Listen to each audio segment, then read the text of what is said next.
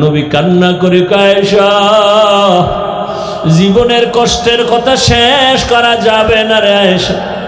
3টা বছর পর্যন্ত আমার কওমের লোকেরা গৃহবন্দী করে রাখছে, পানি দেয় নাই, খানা দেয় নাই, গাছের পাতা চাবাইয়া চাবাইয়া পেটের ক্ষুধা নিবারণ করেছি, পেটে পাথর বেঁধেছি। ও আয়েশা, এত কষ্টের মাঝে আমার সব থেকে বেশি মনে পড়ে তায়েফের জমিনের পাথরের আঘাত। আমি যখন কালেমার দাওয়াত নিয়ে তায়েফের জমিনে চলে গেলাম, ওই তায়েফের বেঈমানেরা ছোট ছোট বাচ্চাদেরকে লেলিয়ে দিয়েছে।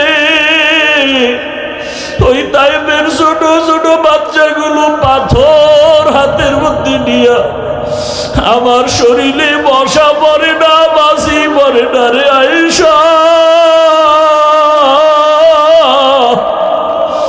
ওই তায়েফের ময়দানের ছোট ছোট বাচ্চাগুলো এত জোরে জোরে পাথর মেরেছে,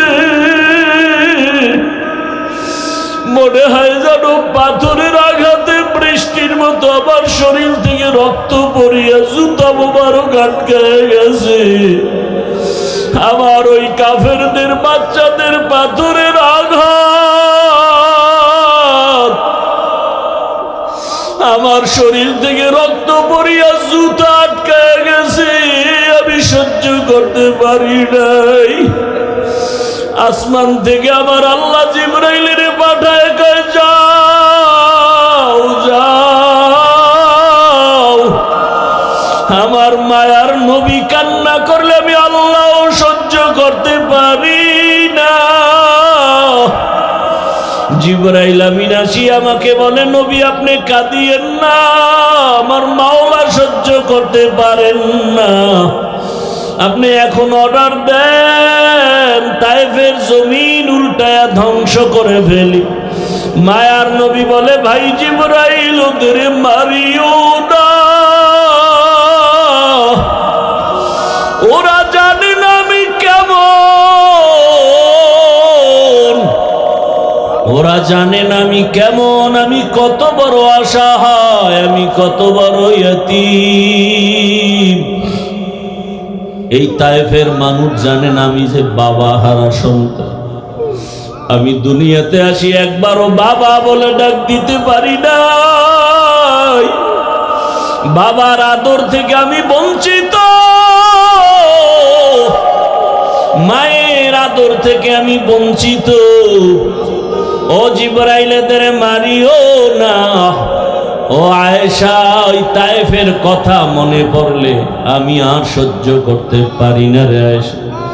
আমার শরীর থেকে কি পরিমাণ রক্ত জমিনে পড়ে গেছিল।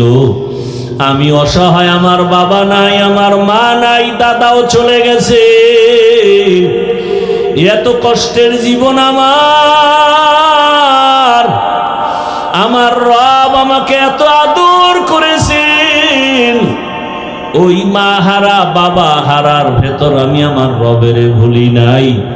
ও পর্দার আড়ালের মা বোনেরা, ও বৃদ্ধ বাবাজিরা, ও যুবক বাবারা, আল্লাহ তাআলা জিবরাইল আমিনকে পাঠায় বলে, যাও আমার নবীকে সাজাইয়া নিয়ে আসো আমার বাড়ি আরশে আজিমে। জান্নাত থেকে একটা বোরাক নিয়ে যাও, জান্নাত থেকে একটা বোরাক সুন্দর করে সাজাইয়া রহমতের নবীর ঘরের দরজায় নিয়ে হাজির হয়ে যাও। হোয়া হুকুম জিবরাইল কো यूं से तारफ बुराक एक जन्नत से कर इंतखाब सजा उसको ज़ेवर से तू ताबपा फिर उसको तू काबा में लेकर के जा। আল্লাহর অর্ডার হয়ে গেল। আমার রসুলকে এখন কাছে বসায় কথা বলবেন। বোরাক নিয়ে জিবরাইল হাজির। রাতের বেলা এমন রাত নবীও ঘুমায়। মক্কা নগরীর পাশে হাতিমে কাবা, জিবরাইল আমিন বোরাকটা বাইতুল্লাহর পার্শ্বে রাখিয়া এইবার তিনি চলে গেলেন আমার রসুলকে ঘুম থেকে সজাগ করার জন্য। নবী ঘুমন্ত অবস্থায় আছেন, রাতের গভীর। নবী কোথায় ঘুমাচ্ছেন? এই ক্ষেত্রে তিনটা মতামত পাওয়া যায়। কেউ বলেন নবী হাতিমে কাবায় ঘুমাচ্ছেন, কেউ বলে নবী শিয়াবে আবু তালিবের মধ্যে ঘুমান, কেউ বলেন নবী তার চাচাতো বোন উম্মে হানির ঘরের মধ্যে ঘুমাচ্ছেন। তিনটাই সহিহ। উম্মে হানির ঘর হলো শিয়াবে আবু তালিবের মাঝখানে। জিবরাইল আমিন নবী তো ঘুমান, ঘরের উপর থেকে 7 ছিদ্র করে জিবরাইল ঢুকলেন। দরজা দিয়ে ঢুকছে না উপর দিয়া? 7 ছিদ্র করে মাঝখান দিয়া ঢুকলেন। জিবরাইল আমিনের 600 নূরের পাখা, রহমতের নবী ঘুমাচ্ছেন। এই মুহূর্তে কোনো আওয়াজ দেওয়া যাবে না। রহমতের নবী ঘুমান, হাত লাগানো যাবে না, মাথায় কোনো টাচ করা যাবে না। জিবরাইল 600 নূরের পাখা এক পাশে রেখে রহমতের নবীর কদম মোবারকের তলায় গিয়ে একটু পাখা লাগায় দিলেন। কেউ বলেন জিব্বা লাগাইছেন। রহমতের নবী সজাগ হয়ে গেলেন, তাকায় দেখে জিবরাইল আমিন সামনে বসা। নবী জিজ্ঞাসা করলেন, ভাই জিবরাইল, এই রাত্রে কেন? আবার তাকায় দেখে উপর থেকে আলো দেখা যায়, ছিদ্র, দরজা আটকানো। বলে আপনি কি দরজা দিয়ে ঢুকেন না? কয় না। কোথার থেকে? বলে 7 ছিদ্র করে আসছে। উল্টা পথে কেন? আজকে সব ব্যবহার উল্টাই হবে, সব উল্টা হবে। আপনার জন্য এক মহা সুসংবাদ নিয়ে আসছি। আমার আল্লাহ আপনাকে দাওয়াত দিয়েছেন, এখনই রেডি হবে, আল্লাহর বাড়িতে যেতে হবে। কেমন মজা! এগুলো বুঝবে কে? বুঝবে কে? তেরা আয়না আলমে রঙ্গ বু হে, তেরা আয়না আলমে রঙ্গ বু হে, जिधर दिखता हो उधर तू ही तू है। আরে আল্লাহর মোহাব্বতের বান্দারা, সর্বাবস্থা আমার মালিকের পাওয়ার জন্য পাগল পারা হয়ে থাকে। অন্তরের মধ্যে একটা আগুন জ্বলতে থাকে।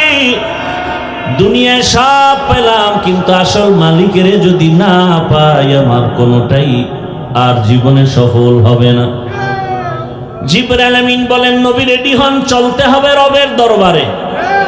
বোরাক রেডি। নবীকে উঠাইয়া জিবরাইল আমিন চলে গেলেন হাতিমে কাবা। বাইতুল্লাহ দেখছেন যারা, ওই 4 দেয়ালের ঘরের পাশে বুক বরাবর একটা আলাদা দেওয়াল আছে, ছোট। এটা হাতিমে কাবা। পুরাটাই ছিল বাইতুল্লাহর ঘর, পুরাটাই। কিন্তু রসুলের যখন 30 বছর বয়স, ওই বাইতুল্লাহটা ভেঙ্গে নতুন করে উঠাইতে গিয়া টাকা ছিল না। হালাল ভাবে টাকা সবাই ভাগ ভাগ করে দিয়ে দেখে পুরাটা উঠানো যায় না, ওটা বাদ দিয়ে পরে করছে। কিন্তু ওটাও কাবা, কাবার অংশ। বাইতুল্লাহর মধ্যে 2টা দরজা ছিল। কয়টা? এখন একটা আছে, আর একটা নাই। ওই বরাবর ওই পাশে আর একটা। রহমতের নবীকে হাতিমে কাবায় নিলেন। ওখানে নবী আরেকটু শুয়ে পড়লেন, আবার উঠাইয়া রহমতের নবীকে ঝমঝম কূপের কিনারায় নিয়েছেন। নবীকে চিৎভাবে শোয়াইলেন। নবীজির সিনা মুবারকটা ছিদ্র করে ফেললেন। রহমতের নবীর বুকটা চিরিয়া ভেতর থেকে কলবটাকে বের করলেন। স্বর্ণের পেয়ালার ভেতরে রাখলেন, জমজমের পানি দিয়া ধুইলেন। নবী বলেন আমি তাকায় তাকায় দেখতেছি, ওখানে জিবরাইল দাঁড়ানো, ওখানে মিকাইল দাঁড়ানো, আমার ডানে 70,000 রহমতের ফেরেশতা দাঁড়ানো, আমার বামে 70,000 রহমতের ফেরেশতা দাঁড়ানো, সামনে রহমতের 70,000 ফেরেশতা দাঁড়ানো, পেছনে 70,000 রহমতের ফেরেশতা দাঁড়ানো। আমি দেখতেছি আমার বুকটা সিরিয়া, কলবটাকে বের করে স্বর্ণের পেয়ালায় রাখলেন, আর জমজমের পানি দিয়ে আবার কলবটাকে ধুইলে, এরপরে আবার ভেতরে দিয়া আবার হালকা চাপ দিলে আবার ভালো হয়ে গেল। আমার সেলাই লাগলো না, রক্ত গেল না, ব্যথাও পেলাম না। জিবরাইল কয় জমজম পানি দিয়ে এবার ওযু বানাইয়া নেন, ওযু বানাইয়া রেডি হয়ে যান। মায়ার নবী জমজমের পানি দিয়ে ওযু বানাইছে। ওরে মুফাসসিরিনে কেরাম বলেন জমজম পানি কাউসারের থেকেও দামি। সাহাবায়ে কেরাম প্রশ্ন করলেন, ইয়া রাসূলুল্লাহ, জমজমের কূপের থেকে crore crore million trillion billion পানি হাজিরা নিয়ে যায়, কিন্তু সেই থেকে আজ পর্যন্ত একটু পানি কমেও না বাড়েও না, এই পানিটার তলা কই? রহমতের নবী বলেন জমজম কূপের তলা হলো হাউজে কাউসারের সাথে লাগানো। জমজম কূপের পানি পান করলে এতটা লাভ। মানুষের পানি পান করলে পিপাসা নিবারণ হয়, ক্ষুধা নিবারণ হয় না। জমজম পানিটা পান করলে ক্ষুধা নিবারণ হয়, পিপাসাও নিবারণ হয়। এজন্য কেউ যদি জমজমের পানি পান করে, নবী বলেন তুমি এই দোয়া পড়ে পান করো, আল্লাহুম্মা ইন্না নাসআলুকা ইলমান নাফিআ ওয়া রিজকান ওয়াসিআ ওয়া শিফাআম মিন কুল্লি দা। জমজমের পানি পান করো, রোগের ঔষধ। বান্দা তোমার শেফা আল্লাহ দান করবেন, এত পাওয়ারওয়ালা পানি। নবী বলেন ওযু করলাম, এরপরে 2 রাকাত নামাজ আদায় করলাম। মেরাজ সফর শুরু হবে, এখান থেকে একটা সবক, কেউ যদি সফরে বের হও, ওযু সহ বের হও, 2 রাকাত নামাজ পড়ে বের হও। নবী নামাজ কমপ্লিট করে দোয়া করলেন। এবার জিবরাইল বলেন, ইয়া রাসূলুল্লাহ, বোরাক রেডি, উঠেন। নবী উঠবে, কিন্তু বোরাক একটু বাহানা করে, উঠাইতে চায় না। জিবরাইল বলে, বোরাক কেমন কেন করো, চিনো? বলে হ্যাঁ চিনি, নি তো রহমতের নবী। বাহানা করার একটা কারণ, নবী যদি একটু বলতেন আজ আমাকে বাহন উঠবেন, ব্যবহার করবেন, হাসরেও জান্নাতে আমাকে ব্যবহার করবেন, যদি নবী বলতেন আমি একটু খুশি হইতাম। এই কথাটা শোনার জন্য আমি বাহানা করতেছি। রহমতের নবী আমার পিঠে সওয়ার হয়ে যাবেন। রহমতের নবী উঠলেন। জিবরাইল মিকাইল চলে। বাইতুল্লাহ থেকে বাইতুল মাকদিস যাইতে 1 মাস লাগে। নবী বলেন আমি তাকায় দেখলাম এই বোরাক একটা কদম দেওয়া মাত্র বাইতুল মাকদিসে হাজির। মসজিদ থেকে মেরাজ শুরু। এজন্যই তো বান্দা মুমিনের মেরাজ হলো নামাজ। মসজিদে গিয়া নামাজে দাঁড়াও, ওখানে ঢুকার সময় ইতিকাফের নিয়তে ঢুকো। দুনিয়াবি কালেকশন সব বন্ধ, এখন রবের সাথে সম্পর্ক, রবের দরবারে হাজির হয়ে গেছো।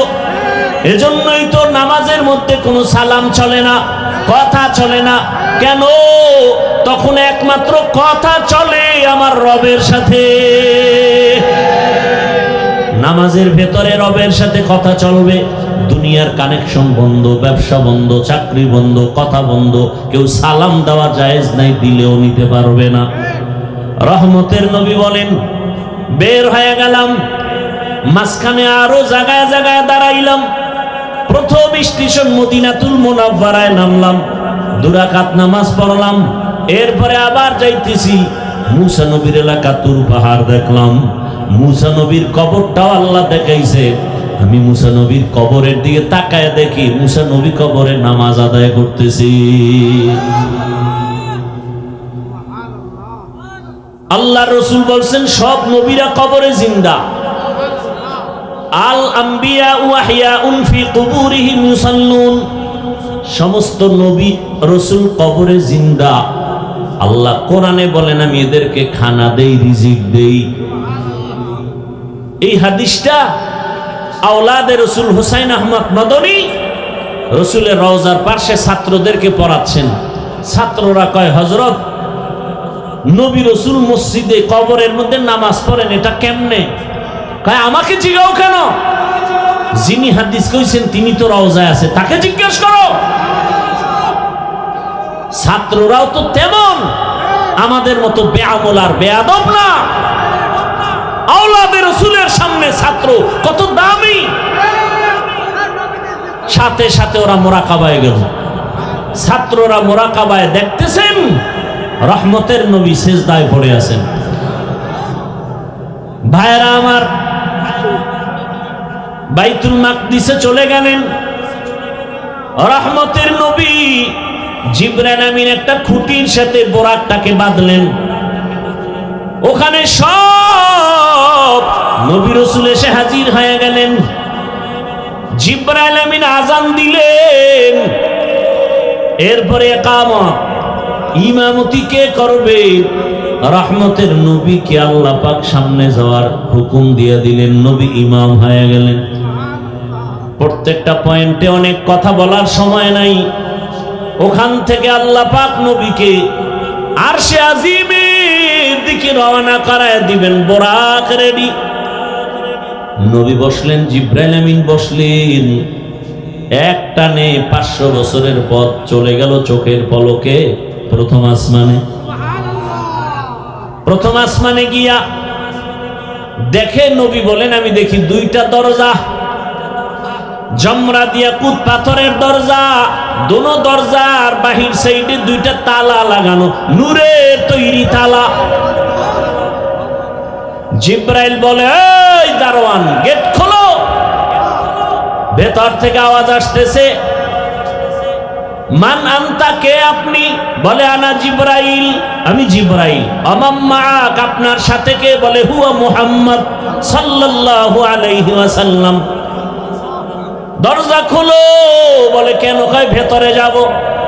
দারোয়ান কয় অনুমতি নিয়ে আসা হয়েছে নি? জিবরাইল বলে হ্যাঁ। দারোয়ান বলে চাবি তো আমার হাতে নাই, চাবি তো রহমতের রসুলের হাতে, চাবি তো ইসমে আজম, বিসমিল্লাহ বলবে তো তালা খুলে যাবে। নবী বললেন আমি বিসমিল্লাহ বলা মাত্র দোনোটা নূরের তালা খুলে গেল। ভেতরে ঢুকলাম। নবী বলেন প্রত্যেক আসমানে 2টা করে দরজা আছে। এক দরজা দিয়া বান্দার আমল আর সে আজিমে যায়, আর এক দরজা দিয়া আমার মাওলা বান্দার জন্য রিজিক পাঠায়। হ্যাঁ, আল্লাহ রিজিক পাঠায় এক দরজা দিয়া, আর এক দরজা দিয়া বান্দার আমল চলে যায়। নবীজি বলেন আমি ঢুকলাম, ঘুরে ঘুরে ঘুরে ঘুরে দেখলাম। এরপরে আবার উপরে গেলাম মহাশূন্য। এরপর দ্বিতীয় আসমান, সেখানেও 2 দরজা, নূরের তালা। এখানেও জিবরাইল অনুমতি চাইল। এভাবে করতে করতে সপ্তম আসমানে চলে গেলাম। সপ্তম আসমানে গিয়ে দেখি একটা নূরের ঘর, যাকে বলে বাইতুল মামুর। 70,000 রহমতের ফেরেশতারা তাওয়াফ করে। একবার যারা সুযোগ পাবে, কিয়ামতের আগে আর সুযোগ নাই। আমি ওখান থেকে আর উপরে গেলাম সিদরাতুল মুনতাহা।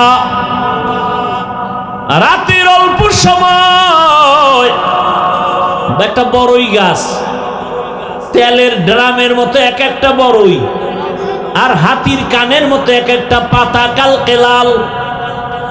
নবী বলেন ওখান থেকে এবার জিবরাইল আলাদা, আল্লাহ আলাদা বোরাক পাঠাইছেন, আর আলাদা একটা বাহন পাঠাইলেন রফরফ নামের। ওখান থেকে আবার সফর শুরু।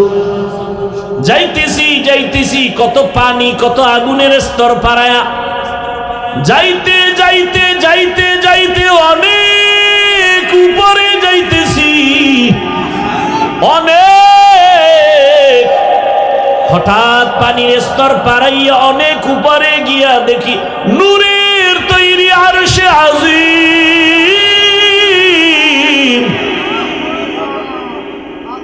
আমি ওখানে গিয়া জুতা খুলতে শুরু করলাম, হঠাৎ করে আওয়াজ আসতেছে, রহমতের নবী জুতা পরে ঢুকেন, আপনার জুতার ধুলি নেওয়ার জন্য আরো অপেক্ষায় আছে। রহমতের নবী ঢুকলেন, আরশে আজিম 8 জন ফেরেশতারা কাঁধে নিয়ে দাঁড়ানো, ওদের পা হলো 7 জমিনের নিচে। ওই ফেরেশতারা জানে না তাদের কাঁধে কি আছে। আরশে আজিমের উপরে হলো আমার আল্লাহর আসন, কুরসি, ওয়াসিআ কুরসিয়ুহুস সামাওয়াতি ওয়াল আরদ। রহমতের নবী ঘুরে ঘুরে দেখতেছেন আল্লাহ পাকের আসন ওই কুদরতের কুরসির চতুর্দিকে 70,000 নূরের পর্দা লাগানো। আমার নবীকে ভেতরে নিয়ে আল্লাহ কথা বলার জন্য আহ্বান করলেন। রহমতের নবীকে পর্দা একটা একটা খুলেন আর ভেতরে নেন, নূরের পর্দা খুলেন আর ভেতরে যান।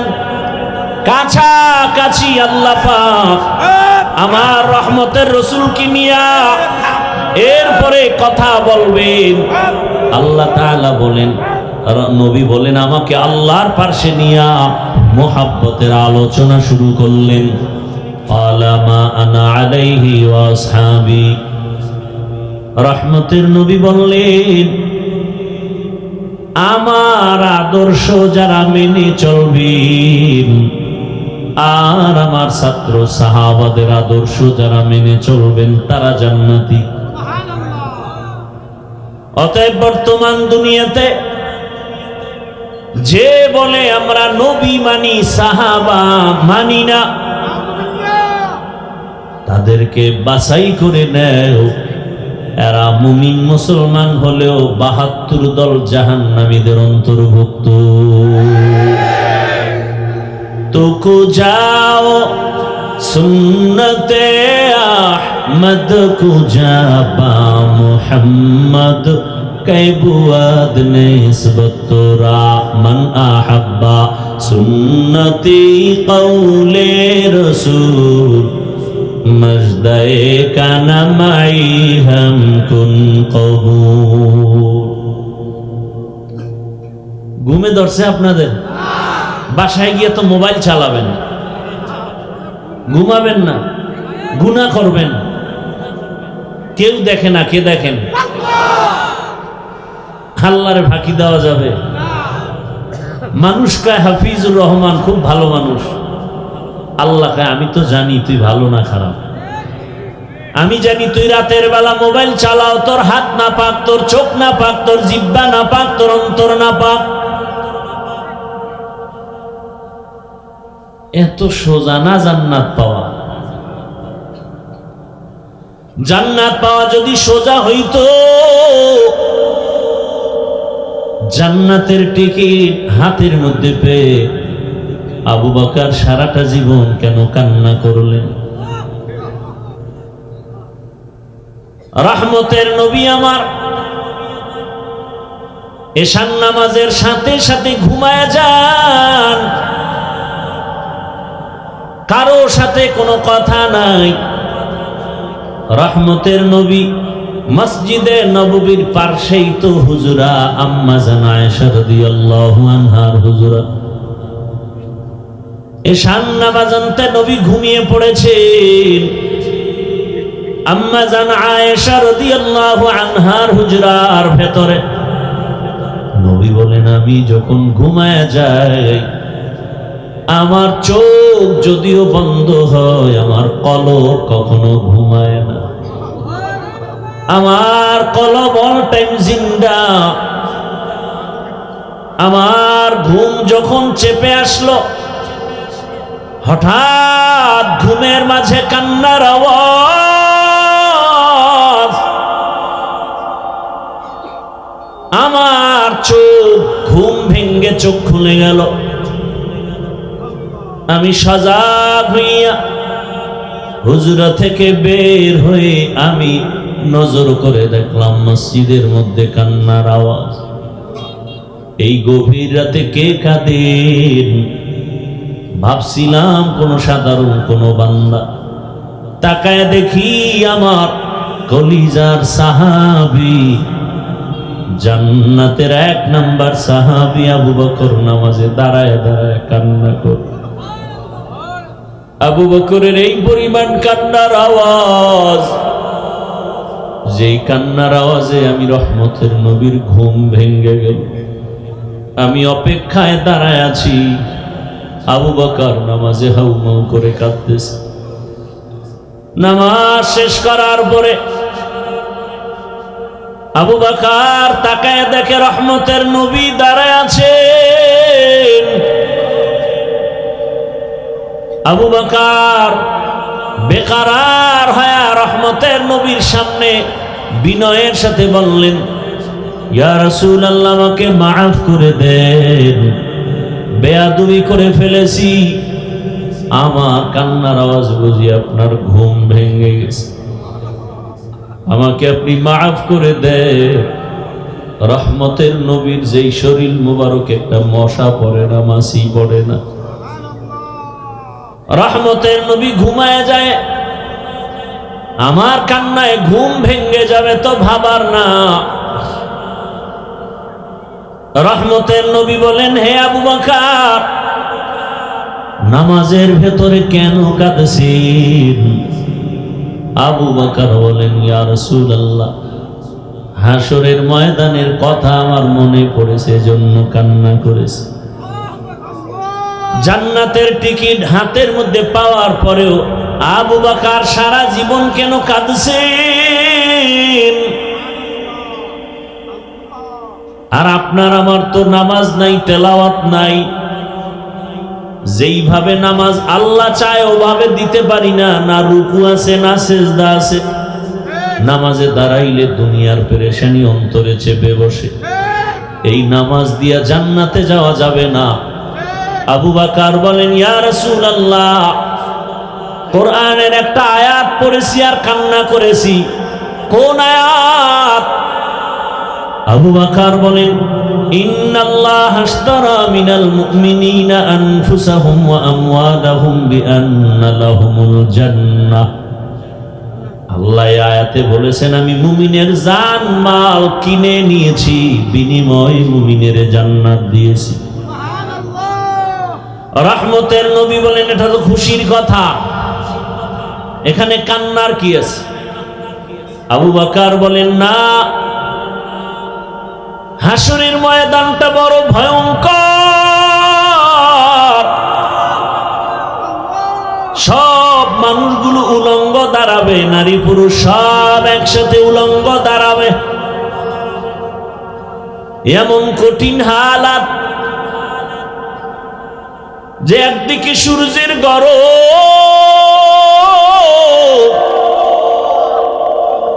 আবার জাহান্নামের চিৎকারের আওয়াজ। ওদিকে নবী আপনিই বয়ান করে কান্না করে বলেছেন, আল্লাহ রাগ হয়ে যাবেন। এমন কঠিন সময় হাসরের মাঠে নবীরা পর্যন্ত ভয়ে কান্না শুরু করবেন। আদম নবী কাঁদবেন, মূসা নবী কাঁদবেন, ইব্রাহিম নবী কাঁদবেন। ওই কঠিন সময় আল্লাহর আদালতে যদি আমাকে ডাকা হয়, আবু বকর, আমার জানমাল আমি নিয়ে তোমার জানমাল নিয়ে জান্নাত দিয়েছি, বিনিময়ে কি পুঁজি নিয়ে আসছো বলো? আমি যদি বলি, ও দয়ার মালিক, নামাজ রোজা তেলাওয়াত নিয়ে আসছি।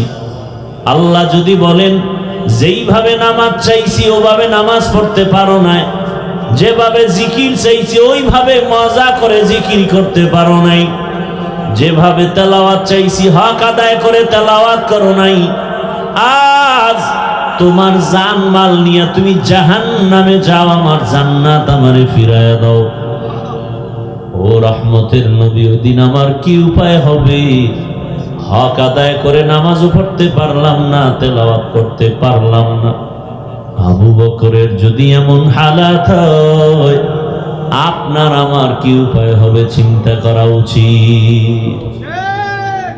আপনার আমার কি উপায় হবে চিন্তা করা উচিত।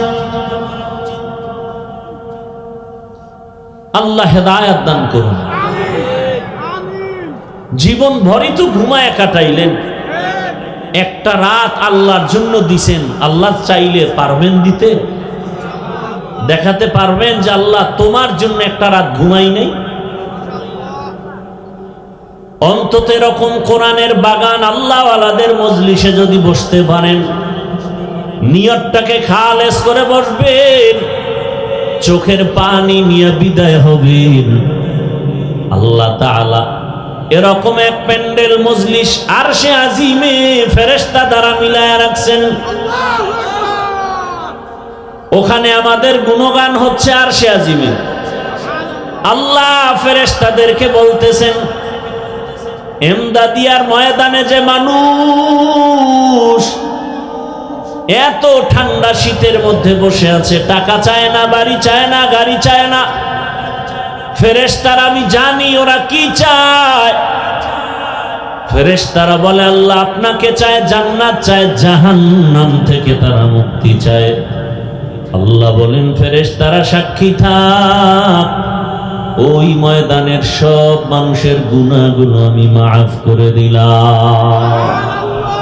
আতিনা ফি দারে দুনিয়া না হাসান, আতিনা ফি দারে উকবা না হাসান, ইয়া গিয়াসাল মুস্তাগীসি নাহদিনা লাফতিখারা বিলউলুমে ওয়াল গিনা, হর গরিদে নেকো তু তৈয়ার হ্যায়, जो न मांगे उससे तू बेजार है।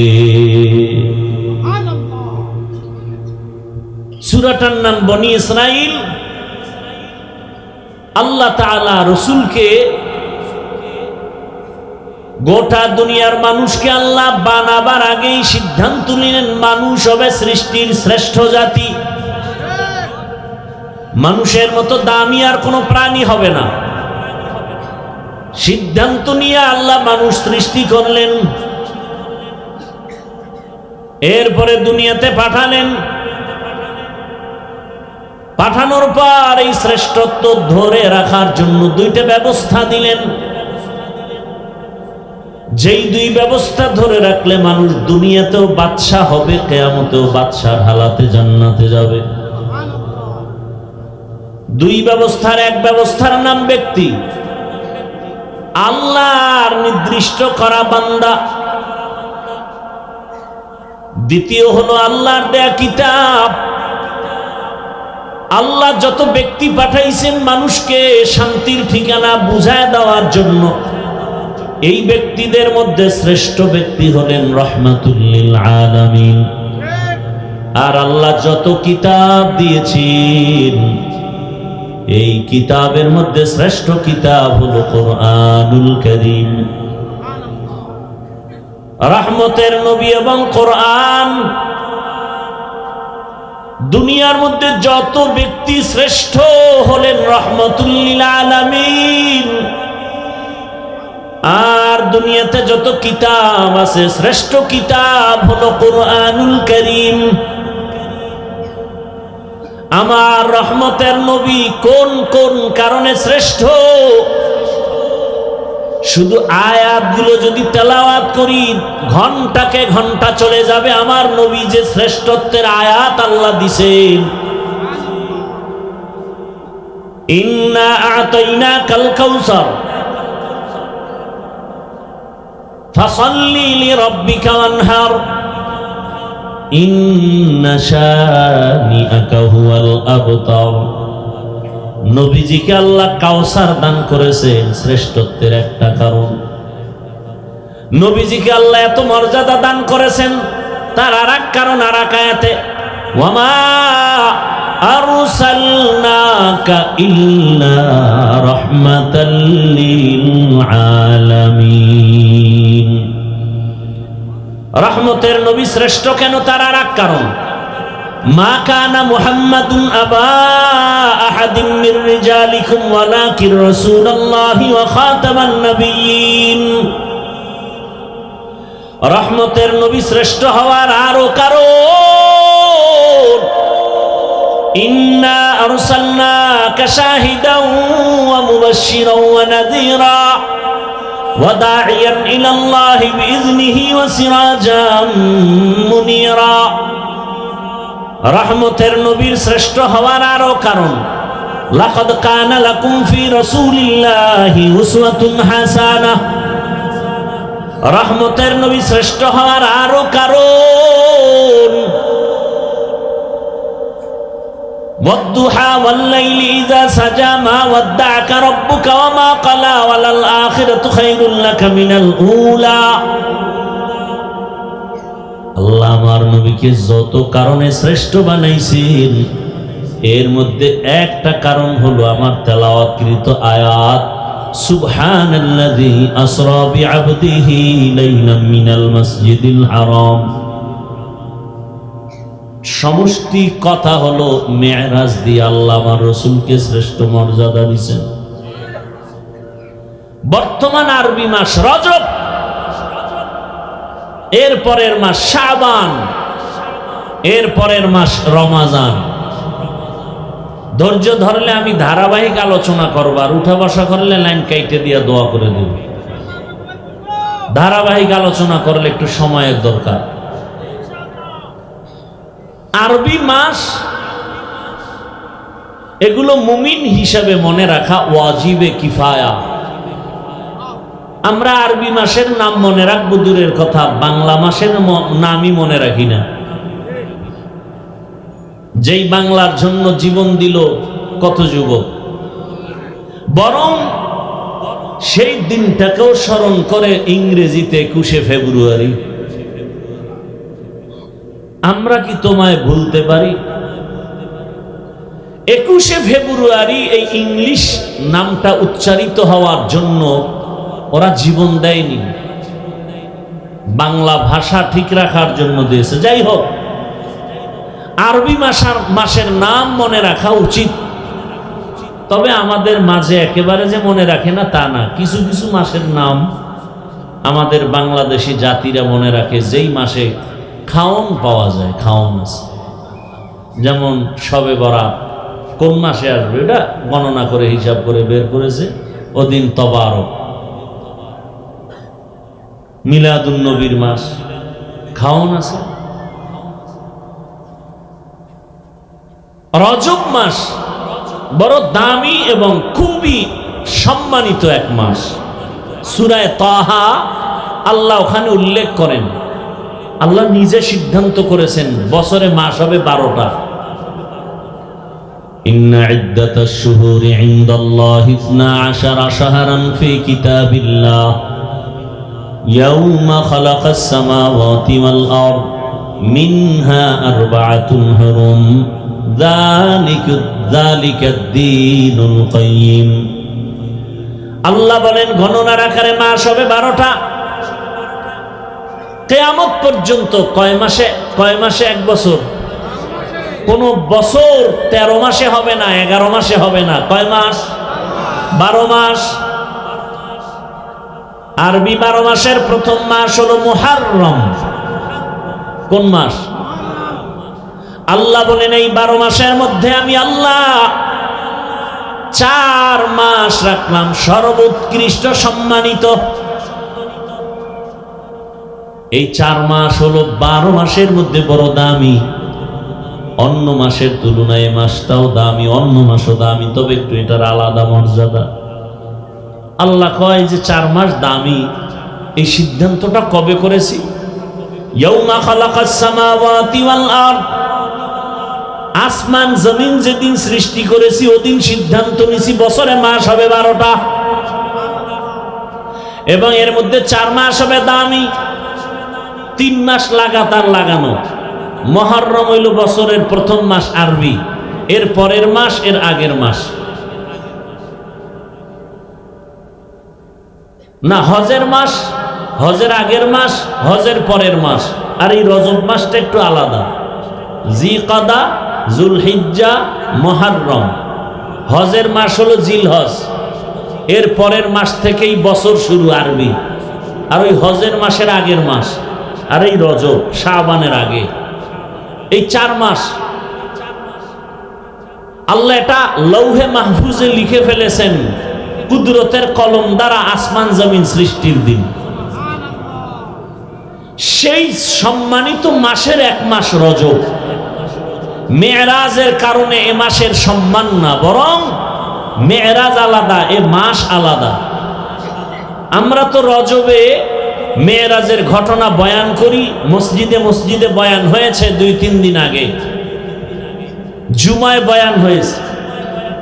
মূলত উলামায়ে কেরাম, ঐতিহাসিকগণ বিশ্লেষণ করে বলেছেন রসুলের মেরাজ হয়েছে এটা সত্য, তবে রজবে হয়েছে এর কোনো গ্যারান্টি নেই।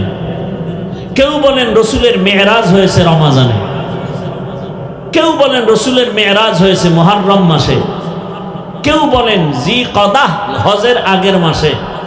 মোটমাট কথা হলো মেরাজ হয়েছে এটা সত্য। এখন প্রশ্ন হলো মেরাজটা কি স্বপ্ন যোগে হলো না সশরীরে হলো? এ নিয়ে অনেক মতানৈক্য। এখনো বহু নাস্তিকরা রসুলের মেরাজ মেনে নিতে পারে না, বলে স্বপ্ন যোগে হয়েছে। ইসলামী শরিয়া এবং কোরআন হাদিস প্রমাণ করে মেরাজ হয়েছে সশরীরে। এখন কথা হলো মেরাজ হলো কেন?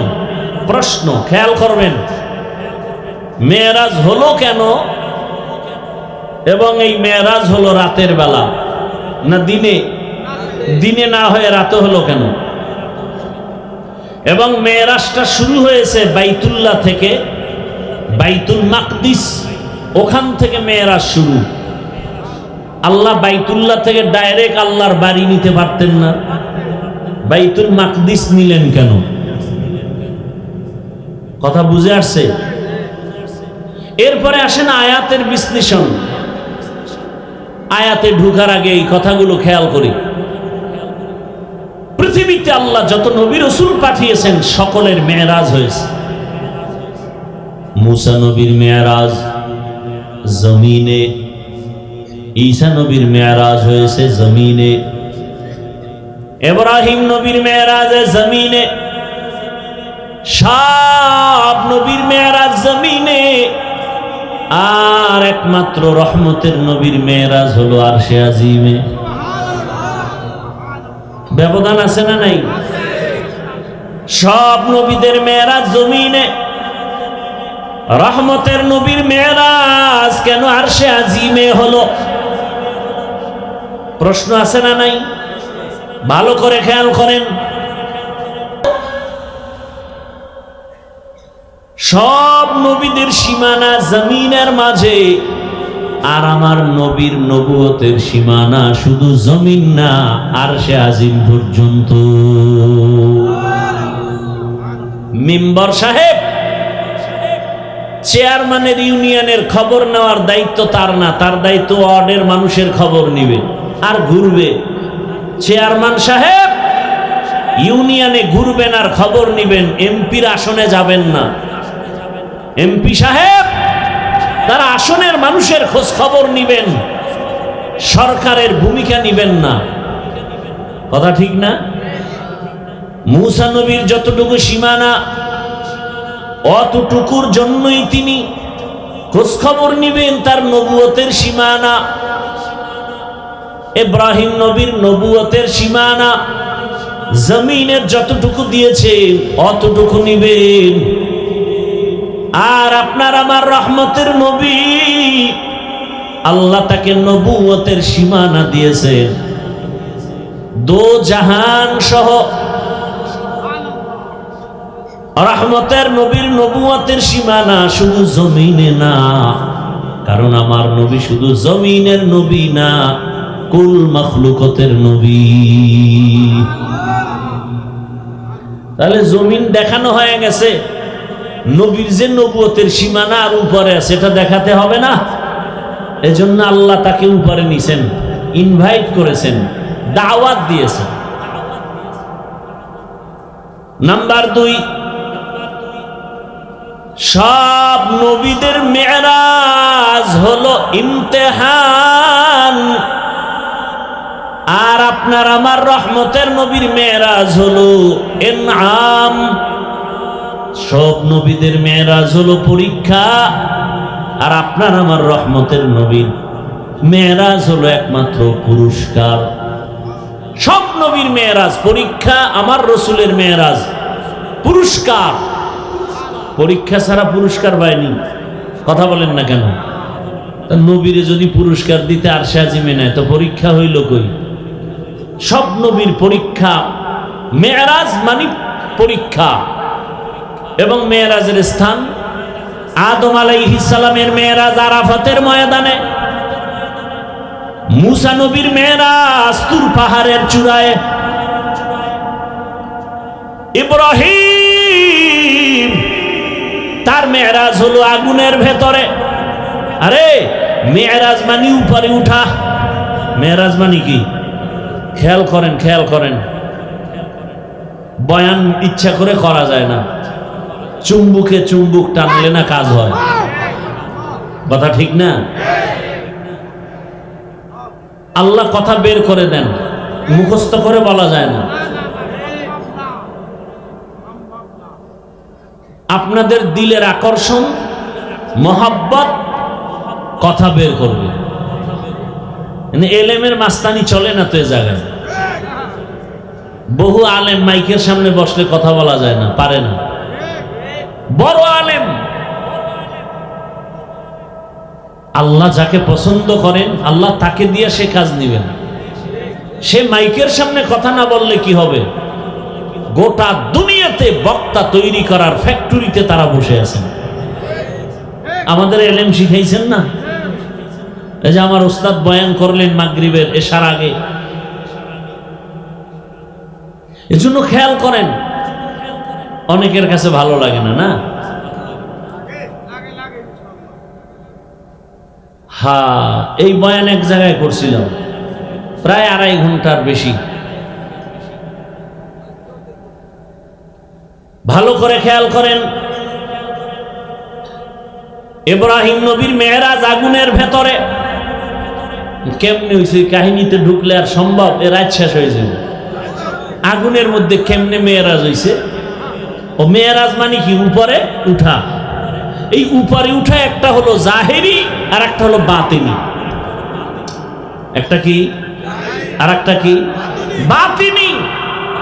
মেরাজের মূল থিম, মূল টার্গেট রবের সাথে তাআল্লুক আর মাআল্লা তৈরি করা।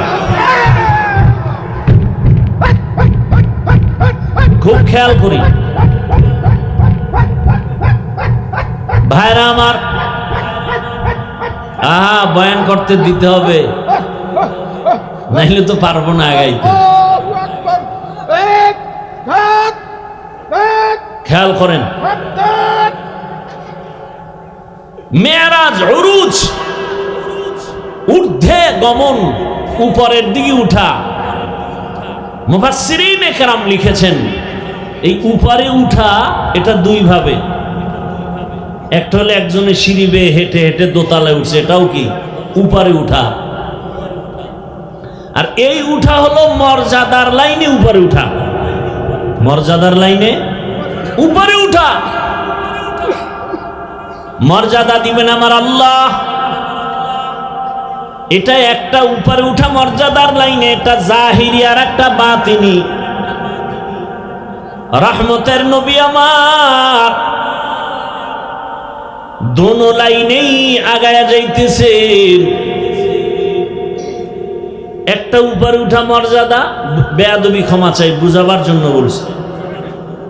আমি স্টেজে বসা, আপনারা কোথায় বসা? নিচে বসা। আমি যে উপরে উঠলাম এটা কি এমনিই না কোনো সম্মানের কারণে? বলেন, এটা সম্মান না অসম্মান? এটা জাহিরি না বাতিনি? জাহিরি। সম্মানের সাথে উপরে উঠা, তুলনামূলক, এটা জাহিরি। আর একটা হলো বাতিনি। একই জায়গায় বসছেন আবু বকর, ওমর, ওসমান, আলী, রহমতের নবীও। দস্তারখানে খানা চলছে, একই সাথে বসা, উপরে নিচে নাই। মর্যাদা কার বেশি? কঠিন কঠিন। এটা তো বাতেনি মর্যাদা, রসুল দোনোটা পেয়েছেন। আর মুসা নবীর মর্যাদা জাহিরি ভাবে মেরাজ হয় না, নামাজে কি হয়? মুমিনের মেরাজ নামাজ। বড় কঠিন হালাত। আল্লাহ বান্দার সাথে মেরাজে কথা বলবেন, রহমতের নবীর সাথে তো কথা হয়, কিন্তু আল্লাহ চাইতেছেন মোহাব্বত যখন বাড়তে থাকে বাড়তে থাকে বাড়তে থাকে, তখন মোহাব্বতের আশিক আর মাশুক চায় কাছাকাছি হয়ে কথা বলবেন, কাছাকাছি হয়ে কথা বলবেন। দূরে দূরে কয়দিন।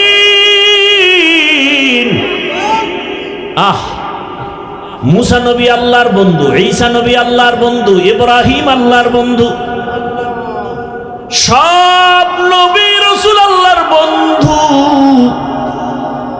আপনার আমার নবীও আল্লাহর বন্ধু, তবে ব্যবধান সব নবী রাসূল আমার আল্লাহ তাআলার আশিক, আর আমার আল্লাহ নিজে হলেন মুহাম্মদের আশিক। কেমন কথা, বড় কঠিন হালাত। রবের সাথে মেরাজ হবে মানে কাছে নিয়ে কথা বলবেন, গোপনে। আল্লাহর নবী মুসা দৌড়ায় তুর পাহাড়ে মালিকের সাথে কথা বলবে। কথা যত বলে মায়া তত বাড়ে, মোহাব্বত বাড়ে। মুসা নবী তুর পাহাড়ে গেলেন আগুন আনার জন্য। শুআয়ব আলাইহিস সালামের মেয়ে সফুরা, মুসা নবীর প্রথম বিবি, পেটে বাচ্চা, যাওয়ার পথে মিশরে আগুনের দরকার। তুর পাহাড়ের কিনারায় গেলেন, নির্দিষ্ট জায়গায় কদম রাখলেন। হঠাৎ করে একটা আওয়াজ, ইয়া মুসা ফাখলা'না আলাইক ইন্নাকা বিল ওয়াদিল মুকাদ্দাসি তুয়া। এই মুসা, জুতা খোল। কই কদম রাখছো? জুতা খোল।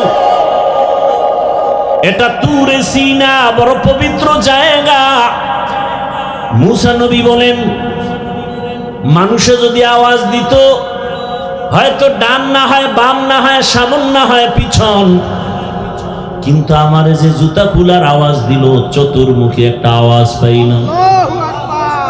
আমি জিজ্ঞাসা করলাম, কে আপনি? আবার গাইবি আওয়াজ, আনা রব্বুক, আমি তোমার রব। মুসা নবী কয়, আমি যত আগাই আগুন তত পেছনে যায়। এবার কথা বলতেছি, প্রশ্ন করতেছি, জবাব পাইতেছি পর্দার আড়াল থেকে কথা। যত কথা বাড়ে মোহাব্বত বাড়ে, মোহাব্বত বাড়ে, মোহাব্বত বাড়ে। এত পরিমাণ মোহাব্বত বেড়ে গেল, কই বিবি, কই সন্তান, কই ভাই, কোনো খবর নাই। এখন তো এমন ভাবে মোহাব্বতের বন্ধনে আবদ্ধ, স্ত্রীর চিন্তা নাই, ঘরের চিন্তা নাই, ভাইয়ের চিন্তা নাই, দলের চিন্তা নাই। এখন একটাই অন্তরে, আমার রব, আমার রবের আমি কাছে পেয়ে গেলাম, কথা পাইতেছি। এখন আর বাড়ির চিন্তা নাই, কেমনে রবেরে দেখবে। হঠাৎ মায়া অন্তরে, এমন ইশক আর মোহাব্বত। মুসা নবী ডাক দিয়া কয়, রব্বি আরিনি, ও রহমতের আল্লাহ, একবার একটু আমাকে দেখা দাও। আল্লাহ বলেন, লান তারানি, ও মুসা বারে দেখতে পারবা না। মুসা নবী বারবার বলে, রব্বি আরিনি। আল্লাহ বারবার বলেন, লান তারানি। মুসা নবী বলেন, আসো আমাকে একটু দেখা দাও। রবের নাম নাও, রবের নাম শুনি, রবের আওয়াজ শুনি, এত মজা, এত মজা। আল্লাহ, আসলে ভাই বাবা মারা গেছে কারো, এরকম হয় না? কথা বলেন না কেন? তো 2-4টা সন্তান আসছে, বাবায় মারা গেছে, কেউ গামছা চোখে দিয়ে কান্না করে, আবার একটা ছেলে আইসা মাটিতে গড়াগড়ি খায় আর চিল্লায়, এরকম নাই? তাহলে কেউ বলবে কি ওই ছেলেটা আসলে খারাপ? না, ও বাবার মায়া এত পরিমাণ নিজের আর কন্ট্রোলে রাখতে পারে নাই। আরে আগুন তো গরম, আগুন ঠান্ডা না গরম? তো ইশক আর মোহাব্বত একটা আগুনের মতো। কিসের মতো? আগুনের মতো।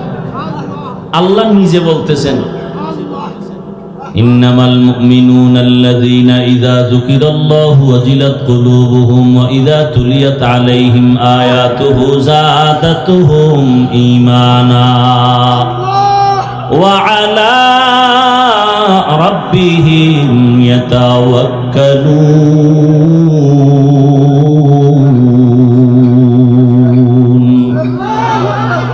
আল্লাহ বলেন যারা খাঁটি ঈমানওয়ালা, এদের সামনে যখন আমার নাম বলা হবে, আল্লাহর নামের জিকির হবে, নাম উচ্চারণ হবে, তখন তাদের কলবে ঝালঝালা শুরু হয়ে যাবে, কলবের ভেতরে কম্পন। আর যখন কোরআনের তেলাওয়াত হবে, তখন তাদের ঈমান এই পরিমাণ তাজা হয়ে যাবে। ঈমান যখন তাজা হয়ে যাবে, আরে একটা মানুষের চিন্তা চেতনা এমন, আমি প্রায় সময় বলি, শামসুল হক ফরিদপুরি রহমাতুল্লাহ আলাইহি বলেন, দুনিয়াতে যত মানুষ দেখো সব পাগল। কেউ টাকার পাগল, কেউ ক্ষমতার পাগল, কেউ নারীর পাগল, কেউ বাড়ির পাগল, কেউ সৌন্দর্যের পাগল। আর এ দুনিয়াতে একদল মানুষ, এরা টাকার পাগল না, গাড়ির পাগল না, বাড়ির পাগল না, সৌন্দর্যের পাগল না। এই মানুষগুলো একমাত্র আমার মাওলার পাগল। যে টাকার পাগল সে 24টা ঘন্টাই ফিকির করে টাকা, টাকা, ডানে বামে সামনে পেছনে টাকা। যে গাড়ির পাগল সে সব সময় ফিকির গাড়ি আর গাড়ি। যে বাড়ির পাগল সে 24টা ঘন্টায় ফিকির আর জিকির, বাড়ি বাড়ি বাড়ি। আর যেই বান্দার অন্তরে আমার মালিকের আগুন, ওই বান্দা বাড়ি চায় না, গাড়ি চায় না, ওই বান্দার অন্তরে সবসময় আগুন জ্বলে, আমার মালিক, আমার মালিকের তো এখনো চিনতে পারি নাই। আজ আমি কথা বলি, কত সুন্দর কণ্ঠের আওয়াজ। এই সুন্দর কণ্ঠ কে দিলেন? তাকে তো একবারও চিনলাম না। আমারে বাড়ির মালিক, গাড়ির মালিক, সন্তানের মালিক কে বানাইছেন? বাড়ি চিনলাম, গাড়ি চিনলাম, সন্তান চিনলাম, সব চিনলাম, কিন্তু গাড়ি যে আমাকে মালিক বানাইলেন তারে তো এখনো চিনলাম না। আল্লাহ তাআলা মোহাব্বত, বান্দাকেই তো আল্লাহ মোহাব্বতের দরজা খুলে ডাকেন। ইব্রাহিম নবীর মেরাজ দিলেন আগুনের মধ্যে নিয়া।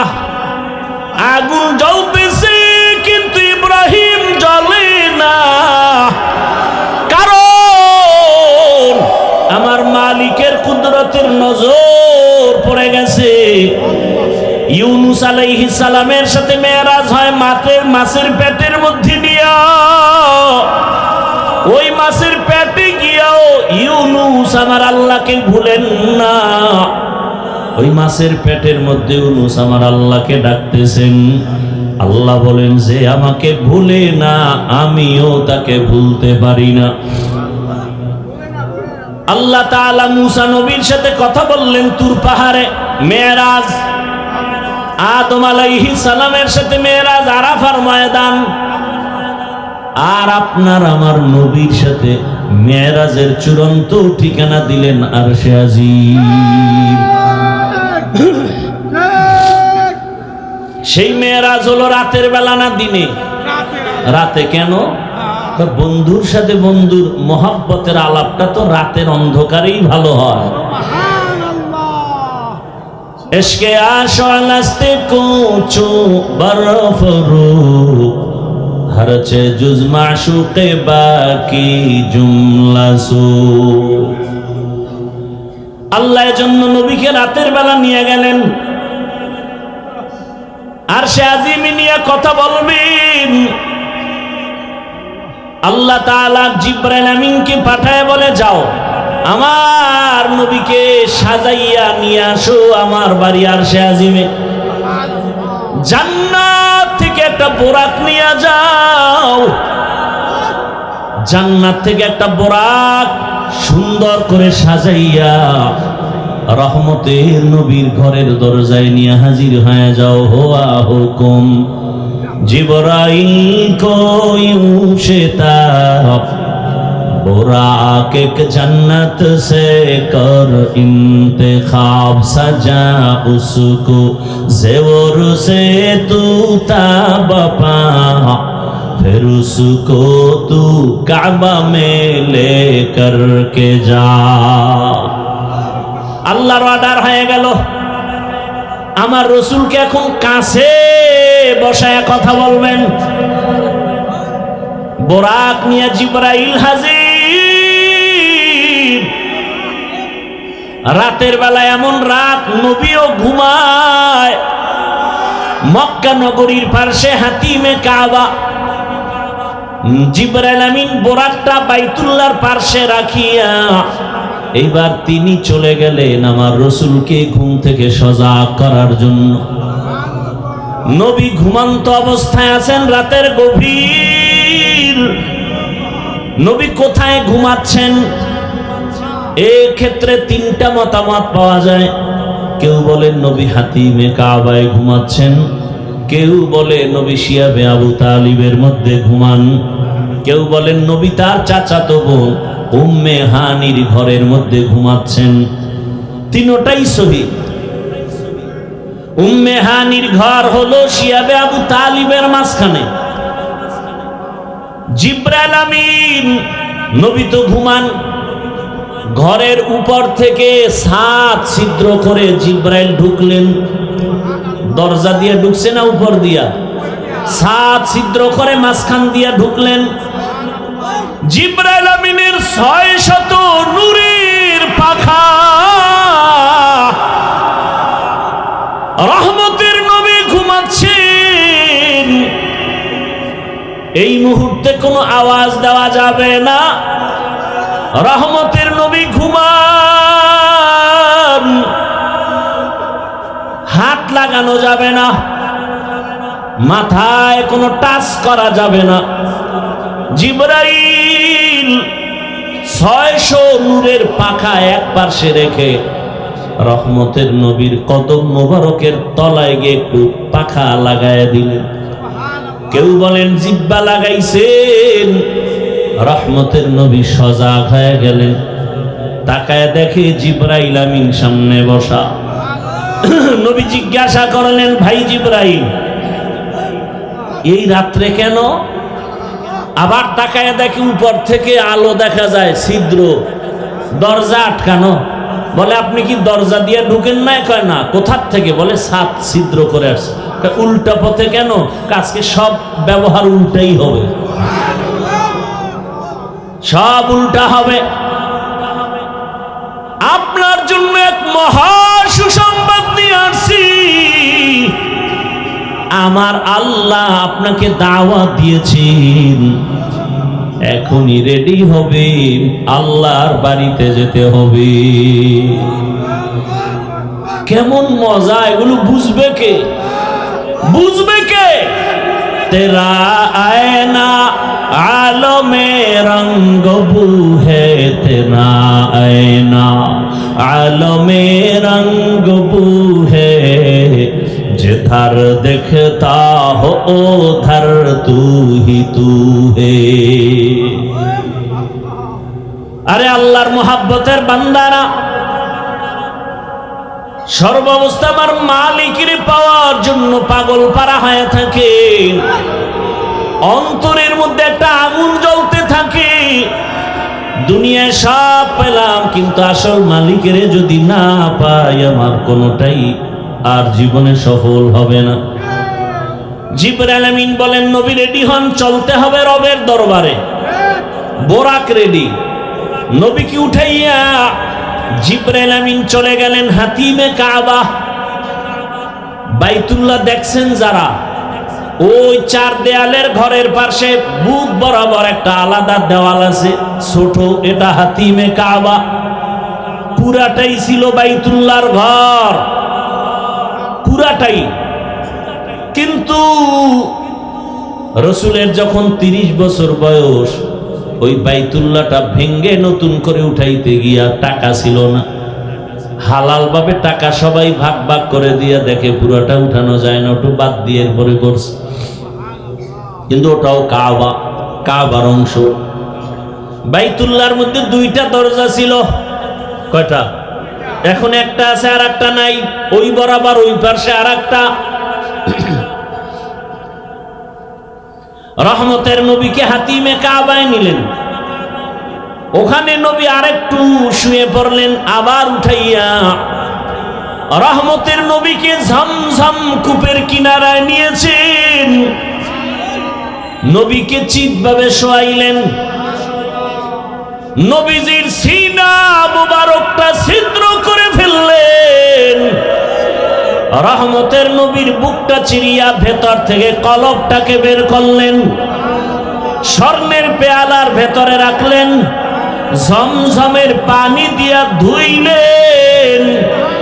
নবী বলেন, আমি তাকায় তাকায় দেখতেছি, ওখানে জিবরাইল দাঁড়ানো, ওখানে মিকাইল দাঁড়ানো, আমার ডানে 70,000 রহমতের ফেরেশতা দাঁড়ানো, আমার বামে 70,000 রহমতের ফেরেশতা দাঁড়ানো, সামনে রহমতের 70,000 ফেরেশতা দাঁড়ানো, পেছনে 70,000 রহমতের ফেরেশতা দাঁড়ানো। আমি দেখতেছি আমার বুকটা সিরিয়া কলবটাকে বের করে স্বর্ণের পেয়ালায় রাখলেন, আর জমজমের পানি দিয়ে আবার কলবটাকে ধুইলে, এরপরে আবার ভেতরে দিয়া আবার হালকা চাপ দিলে আবার ভালো হয়ে গেল। আমার সেলাই লাগলো না, রক্ত গেল না, ব্যথাও পেলাম না। জিবরাইল কয়, জমজম পানি দিয়ে এবার ওযু বানাইয়া না।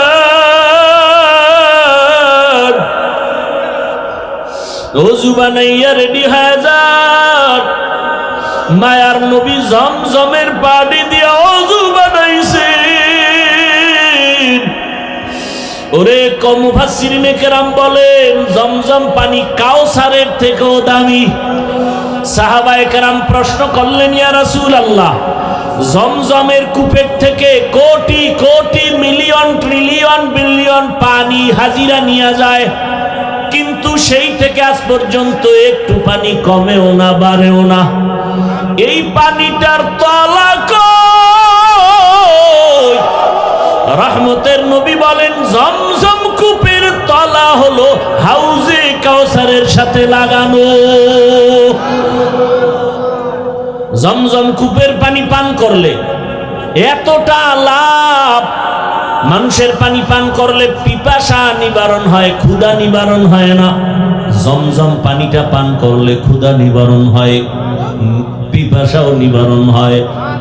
এজন্য কেউ যদি জমজমের পানি পান করে, নবী বলেন, তুমি এই দোয়া পড়ে পান করো, আল্লাহুম্মা ইন্না নাসআলুকা ইলমান নাফিআ ওয়া রিজকান ওয়াসিআ ওয়া শিফাআম মিন কুল্লি দা।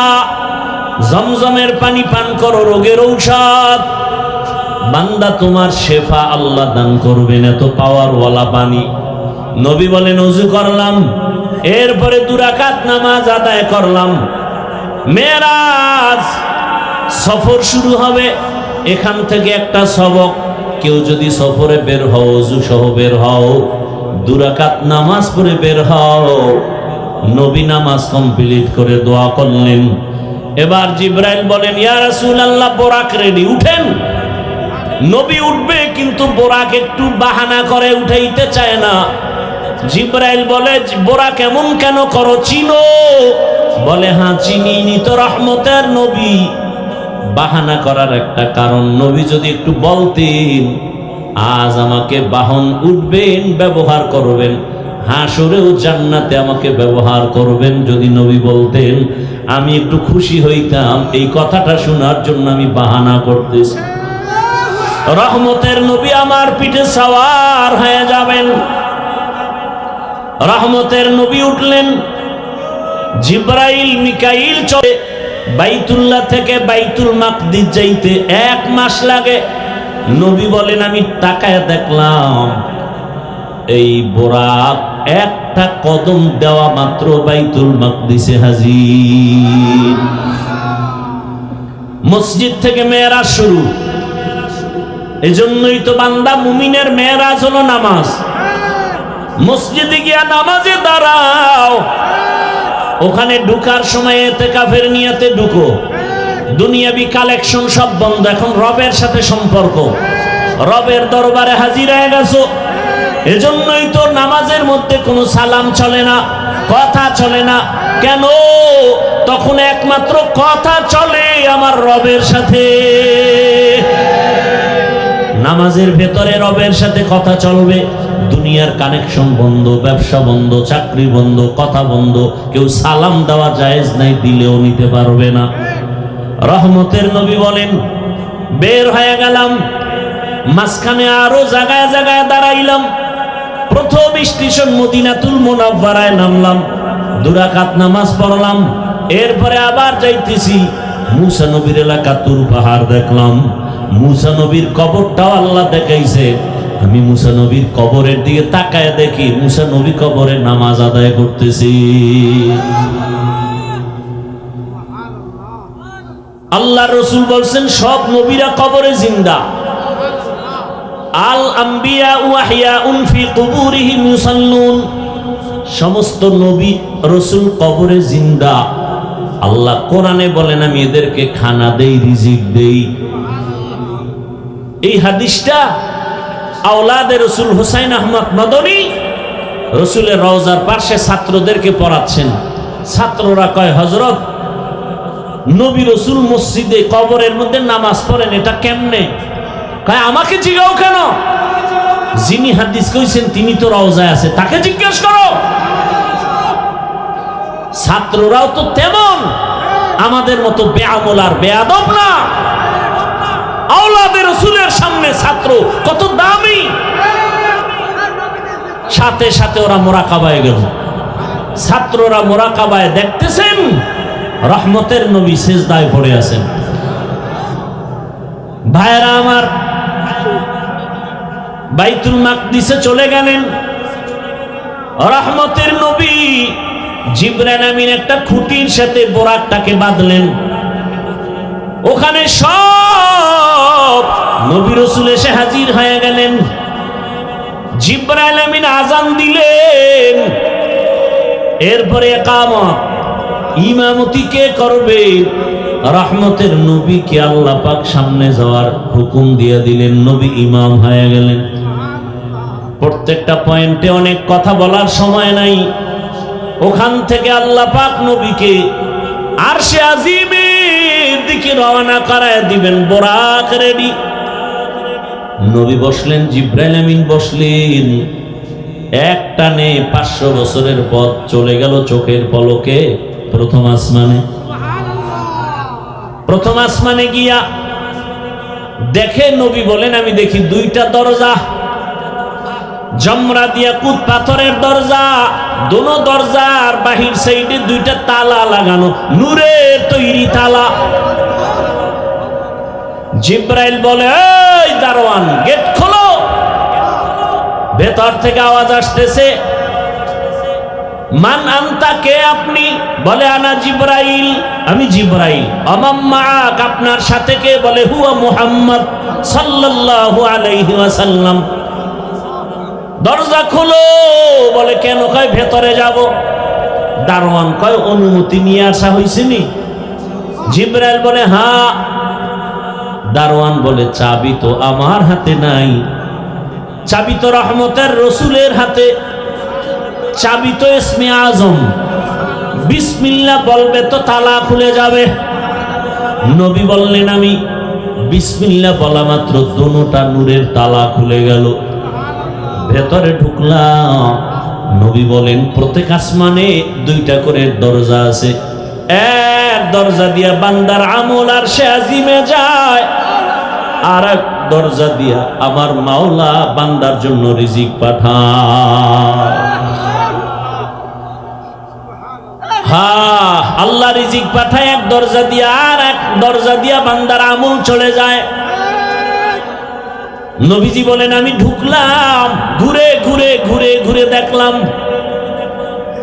এরপরে আবার উপরে গেলাম মহাশূন্য, এরপর দ্বিতীয় আসমান, সেখানেও দুই দরজা, নূরের তালা। এখানেও জিব্রাইল অনুমতি চাইল। এভাবে করতে করতে সপ্তম আসমানে চলে গেলাম। সপ্তম আসমানে গিয়ে দেখি একটা নূরের ঘর, যাকে বলে বাইতুল মামুর।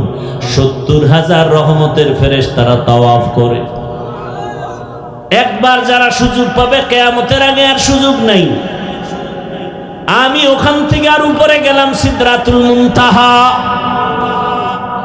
রাতের অল্প সময় একটা বড়ই গাছ, তেলের ড্রামের মতো এক একটা বড়ই, আর হাতির কানের মতো এক একটা পাতা কালকে লাল।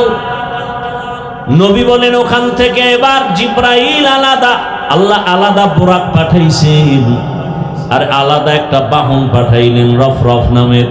ওখান থেকে আবার সফর শুরু।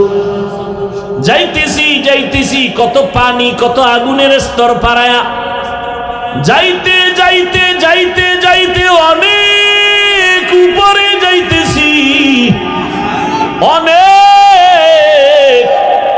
হঠাৎ পানির স্তর পারাইয়া অনেক উপরে গিয়া দেখি নূরের তৈরি আরশে আজিম।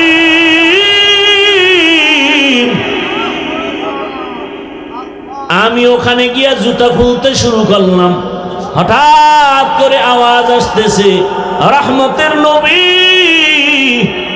জুতা পরে ঢুকেন, আপনার জুতার ধুলি নেওয়ার জন্য আরশ অপেক্ষায় আছে।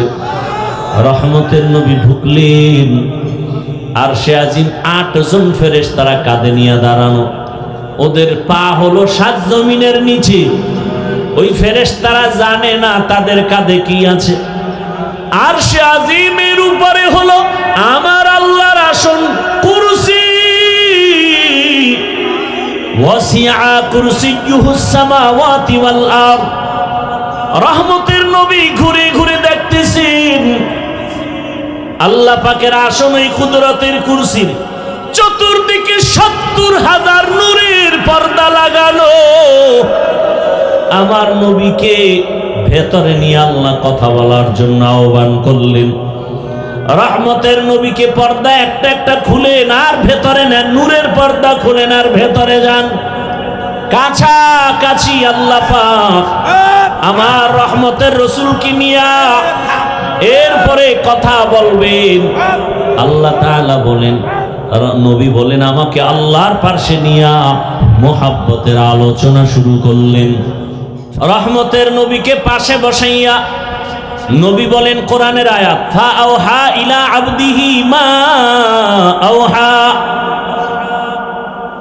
আল্লাহ তাআলা বলেন আমি রসুলকে মনের মতো কথা বললাম। এবার আসেন আয়াতের ভেতরে আল্লাহ বলছেন সুবহান, আমি পবিত্র। আল্লাহ তো সব সময় পবিত্র। মেরাজের ঘটনা বয়ান করতে গিয়ে পবিত্র শব্দ বললেন কেন? মুফাসসিরিনে কেরাম বলেন মানুষ অনেকে কল্পনা করে এটা কেমনে সম্ভব, কেমনে সম্ভব, কেমনে সম্ভব। আল্লাহ বলেন তোমার সব প্রশ্ন থেকে আমি পবিত্র, আমি সুবহানের দ্বারা সম্ভব। দুনিয়ার সবাই বলে অসম্ভব, সুবহান তার দ্বারা কি সম্ভব। ঈসা নবীকে জমিন থেকে দ্বিতীয় আসমানে যদি মাওলায় নিতে পারেন, আমার রসুলকে পারবেন না? পারেন না? মুসা নবীকে আমার আল্লাহ তুর পাহাড়ে নিয়ে কথা বলায় বেহুশ করাতে পারেন। ইউনুস নবীকে মাছের পেটে নিয়ে আবার যদি ফিরিয়ে দিতে পারেন, তাহলে আমার রসুলকে আরশে নেওয়া অসম্ভব। আল্লাহ বলেন সুবহান, আমি পবিত্র সত্তার জন্য সম্ভব। বিলকিসের সিংহাসন সুলাইমান পয়গম্বরের সামনে চোখের পলকে হাজির করেছেন একজন সাধারণ মুসলমান মানুষ, কোরআন ও হাদিসের ইলমওয়ালা, আল্লাহর দেওয়া ইলমের অধিকারী, চোখের পলকে নিয়ে আসেন। এটা যদি পারে আমার রাসূলকে আল্লাহ কেন আরশে আজিমে নিতে পারবেন না? আল্লাহ বলতে গিয়ে বলেন সুবহান, পবিত্র সত্তা, আল্লাযী আসরা বিআবদিহি, ভ্রমণ করাইলেন তার বান্দাকে। এখানে একটা পয়েন্ট খুব খেয়াল করবেন, ভ্রমণ করাইলেন আল্লাহ তার, এখানে বান্দা বলতে কে? মুহাম্মদুর রাসূলুল্লাহ। আচ্ছা, এখানে অনেক কঠিন কথা। কোরআনে হাকিমে আমার আল্লাহ নূহ নবীকে নাম ধরে ডাকছেন, ইয়া নূহ। ইব্রাহিম নবীরে ডাকলেন ওয়ানা দাইনাহু আইয়া ইব্রাহিম। মূসা নবীরে ডাকলেন আমা তিলকা বিয়ামিনিকা ইয়া মূসা। কিন্তু কোরআনে হাকিমে কোথাও আমার রব আমার রাসূলের নাম ধরে ডাকেন নাই। খুব খেয়াল করিয়েন, আল্লাহ পাক আমার নবীকে যত জায়গায় ডাকছেন সম্মান সূচক শব্দ দিয়ে ডাকছেন, ইয়া আইয়ুহাল মুজাম্মিল কুমিল লাইলা ইল্লা কলিলা, ইয়া আইয়ুহাল মুদ্দাসসির কুম ফাআনজির ওয়া রাব্বাকা ফাকাব্বির ওয়া সিয়াবাকা ফাতাহহির। আমার নবীকে রাহমাতুল লিল আলামিন উপাধি দিয়ে সম্বোধন করলেন, আমার নবীকে শাহিদা ওয়া মুবাশশিরা বলে সম্বোধন করলেন, আমার নবীকে সম্বোধন করলেন তাহা, ইয়াসিন, কোথাও নাম নিলেন না। কিন্তু শব্দগুলো যে আল্লাহ সম্বোধন করলেন বড় দামি। পৃথিবীর ইতিহাসে রাসূলের একটা সফর হলো মেরাজ, এটা বেঈমানেরা মানতে পারে না। এত বিশাল বড় একটা অলৌকিক ঘটনার ক্ষেত্রে আমার রাসূলকে একটা দামি শব্দ দিয়ে সম্বোধন না করে শুধু বান্দা বললেন কেন? একটা নরমাল শব্দ। আমরাও বান্দা, ইহুদিরাও বান্দা, খ্রিস্টানেরাও বান্দা, আমার রাসূলও বান্দা। বান্দা শব্দ নবীকে কেন বলা হলো? এর চারটা কারণ আছে। কয় কারণ বলবো? একটা কারণ বলি, বাকি বলার সময় হবে কিনা জানি না। আমার আল্লাহ আমার রাসূলকে বান্দা বললেন কেন? এত নরমাল শব্দ। আমরাও বান্দা, রাসূলও বান্দা, ইহুদিরাও বান্দা, খ্রিস্টানেরাও বান্দা, নবীও বান্দা। আল্লাহ পাক নবীকে বান্দা বলার এখানে চারটা কারণ। এক নাম্বার কারণ হলো আমার নবী নিজেই নিজেরে বান্দা বললে বড় খুশি হয়ে যায়। আমার নবীকে বান্দা বলতে গেলে নবী নিজেই বড় খুশি। ওই যে হুদাইবিয়ার সন্ধির সময় খেয়াল করেন, যখন লেখাপড়া শুরু, লিখতেছে হযরত আলী কাগজ। নবী তো লিখতেও পারেন না, দেখা পড়তেও পারেন না। এখন সন্ধির মধ্যে লেখছে মুহাম্মদ ইবনে আব্দুল্লাহ মিন রাসূলিল্লাহ, আল্লাহর পক্ষ থেকে যিনি রসুল তিনি মুহাম্মদ আব্দুল্লাহর ছেলে। এখন মুশরিকরা কয়, এই রসুল লেখা হলো কেন? রসুল যদি মানি তা তার সন্ধি থাকে না। আমরা তো মুহাম্মদকে মুহাম্মদ মানি, রসুল মানি না। এখন ওমর তরবারি নিয়ে রেডি, নবী অর্ডার দিলি সাইজ করে ফেলাম। নবী কয় না, ঝগড়ায় যাইও না, চুক্তি হইতেছে, এবার রসুল নামটা কেটে দাও আলী। আলী কয় নবী আপনি কি রসুল না? বলে হ্যাঁ। কাটবো কেন? আমার কল্লা কাটতে পারি, রসুল কাটবো না। ওমরও রেডি, কাটবে না। এইবার নবী কয় তাহলে আমার কাছে দাও। নবী নিছেন চুক্তিপত্র নিয়ে, বলে রসুল শব্দটা লেখা কোথায়? আমাকে আঙ্গুল দিয়া ধরাও। নবীকে ধরায় দিছেন। নবী শাহাদাত আঙ্গুলটা রেখে এভাবে একটা টান দিছেন, লেখা মুছে গেছে। নবীজি নিজের বান্দা বললে বড় খুশি হয়। কারণ আম্মা জান আয়েশা রাদিয়াল্লাহু আনহা একদিন রহমতের নবীকে জিজ্ঞাসা করেন, ইয়া রাসূলুল্লাহ, আপনি এত কষ্ট করেন, ইবাদত করেন, পা ফুলে যায়, এত পরিমাণ রসুল ইবাদতে সময় কাটান, পা ফুলে যায়। নবীজি কি বললেন জবাবে? আফালা আকুনা আবদান শাকুরা, ও আয়েশা, আমি কি আল্লাহর শুকরগুজার বান্দাদের মধ্যে অন্তর্ভুক্ত হব না? তাহলে নবী নিজেকে বান্দা বললে কি হয়? খুশি হয়। এই জন্য দেখছেন নি ওই আরশে আজিমের মধ্যেও নবীকে বান্দা বলা হলো। ফাআওহা ইলা আবদিহি মা আওহা, আল্লাহ বলেন আমার বান্দার কাছে আমি ওহী নাজিল করলাম, যা বলার বলছি, এটা আর গোপন প্রকাশ না। এবার আরো মজার কথা, নবীর জিগে আপনি যে আমার বাড়ি আসছেন, হাদিয়া নিয়ে আসা দরকার না? কি নিয়ে আসছেন? নবী বলেন আত্তাহিয়াতু লিল্লাহ ওয়াসসালাওয়াতু ওয়াত-তাইয়্যিবাত, তিনটা নিয়ে আইছি হাদিয়া। আল্লাহ কয় আমিও তিনটা দিলাম। আসসালামু আলাইকা আইয়ুহান নবী ওয়া রাহমাতুল্লাহি ওয়া বারাকাতুহু। নবীকে আমি একা নিলাম না, আমার উম্মতেরও ভাগে লইলাম। উম্মতের কান্ডারি নবী,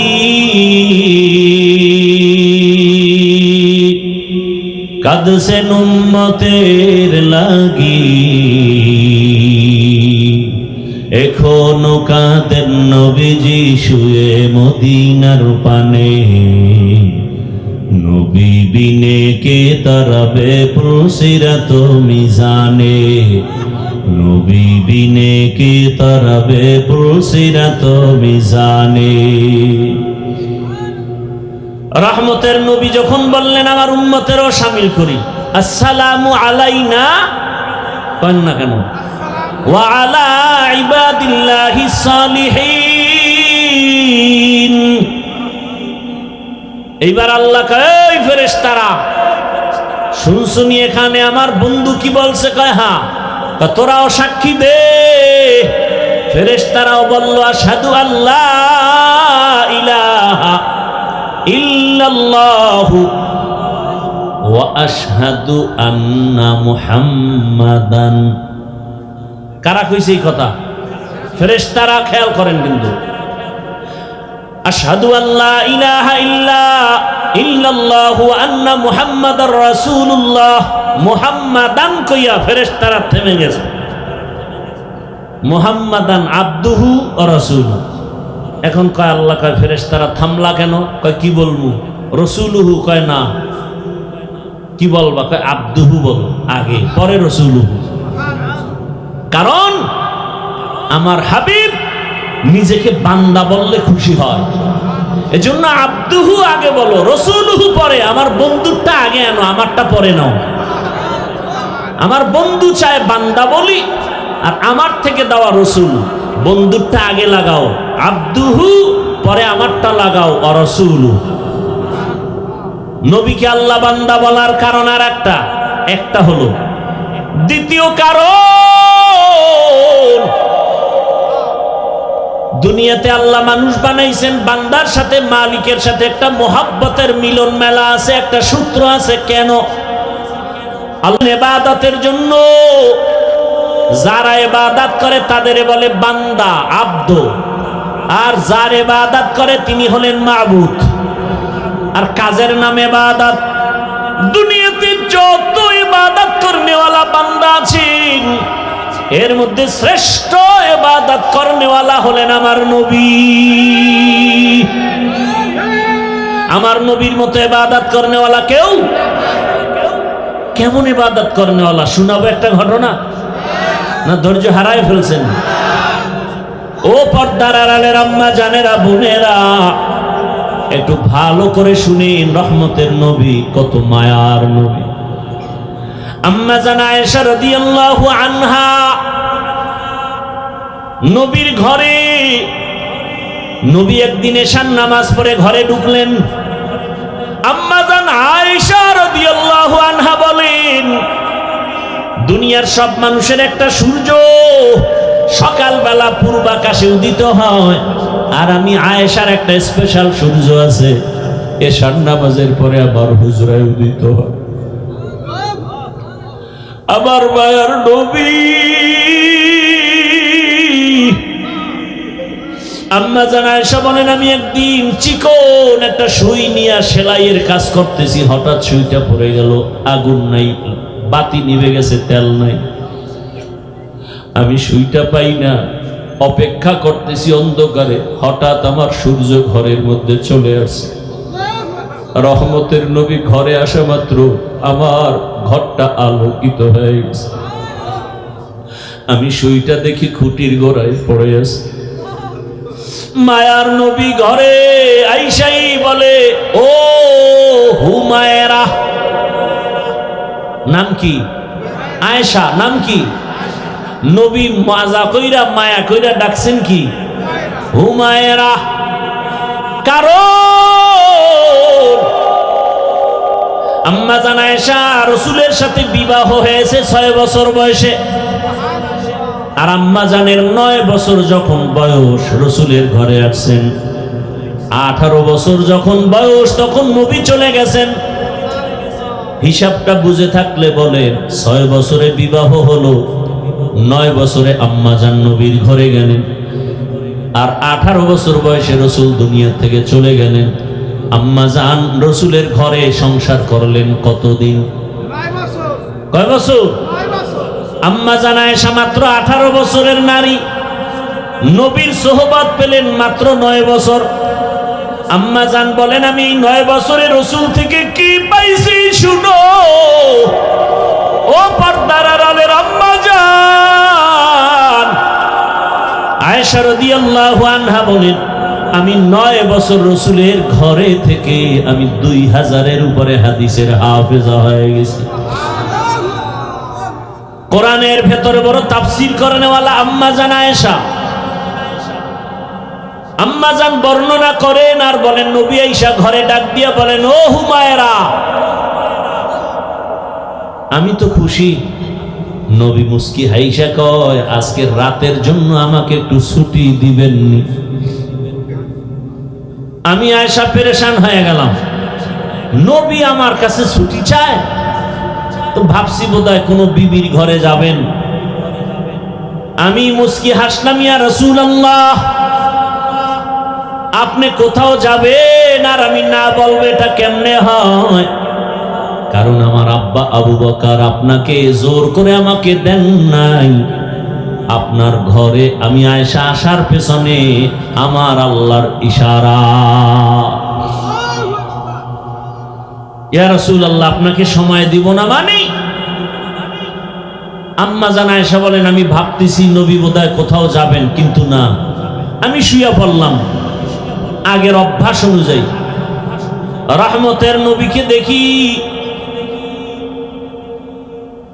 চুপচাপ, কোথাও যান না, কি যেন ভাবতেছেন একা একা। আমি শুয়া ঘুমানের বাহানায় চুপ করে আছি, দেখি মায়ার নবী কি করেন। আম্মা জান আয়েশা বলেন, আমি দেখি রহমতের নবী মালিকের মোহাব্বতের নামাজে দাঁড়ায় গেলেন। মায়ার নবী নামাজে দাঁড়ায় গেলেন, নামাজ শুরু করে সূরা ফাতিহা পড়তেছে। আমি আয়েশা রাসূলের আওয়াজগুলো কানে শুনতেছি। রহমতের নবীর তেলাওয়াতে এত মজা,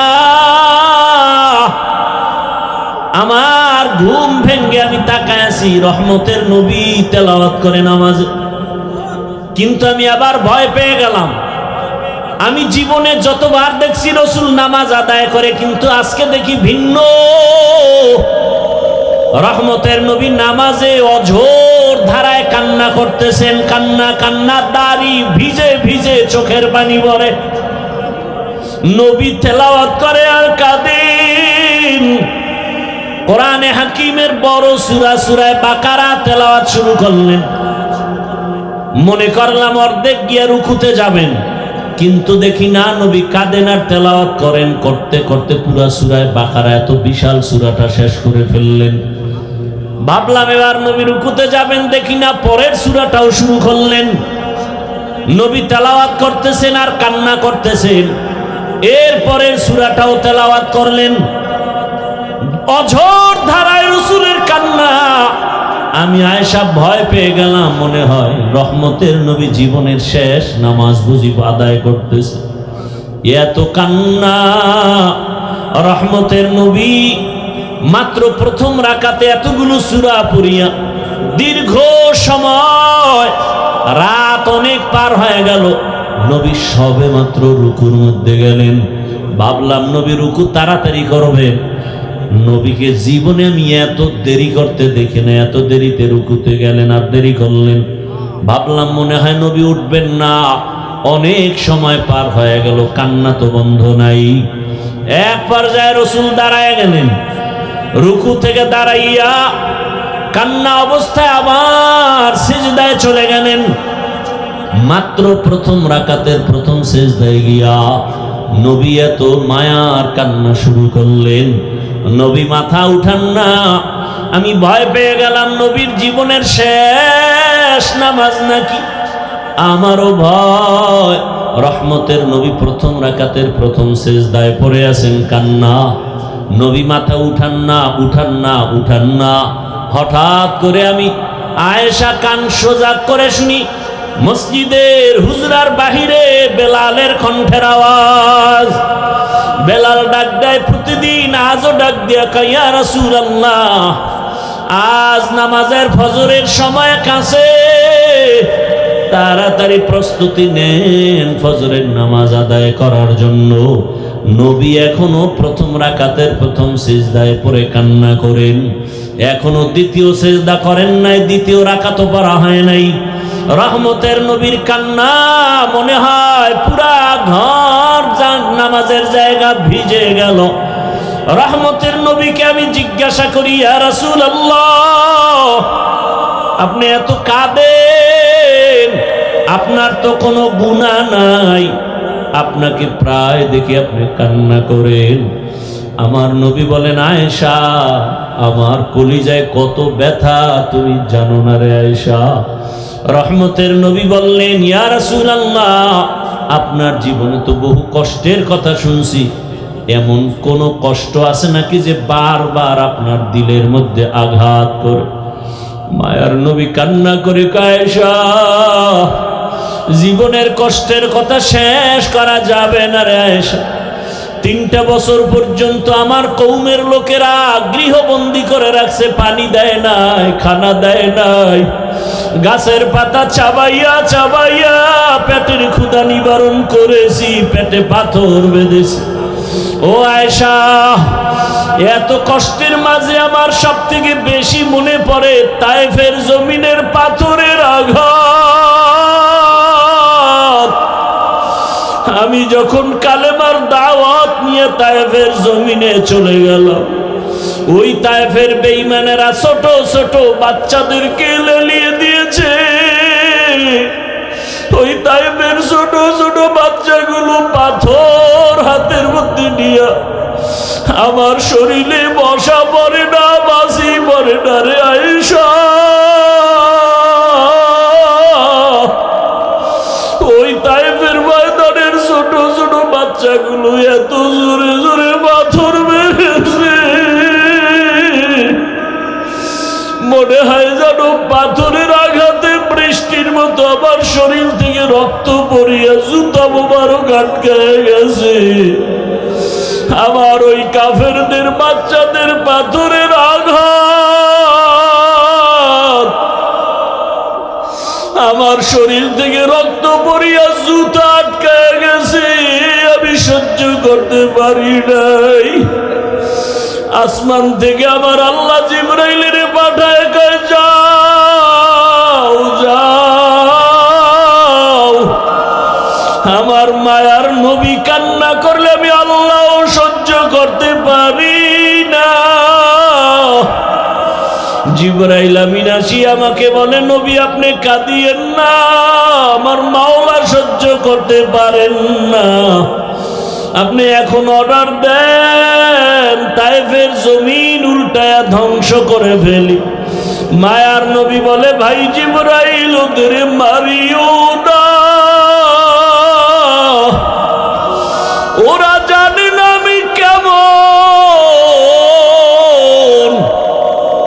ওরা জানেন আমি কেমন, আমি কত বড় অসহায়, আমি কত বড় ইয়তীম। এই তায়েফের মানুষ জানেন আমি যে বাবা হারা সন্তান।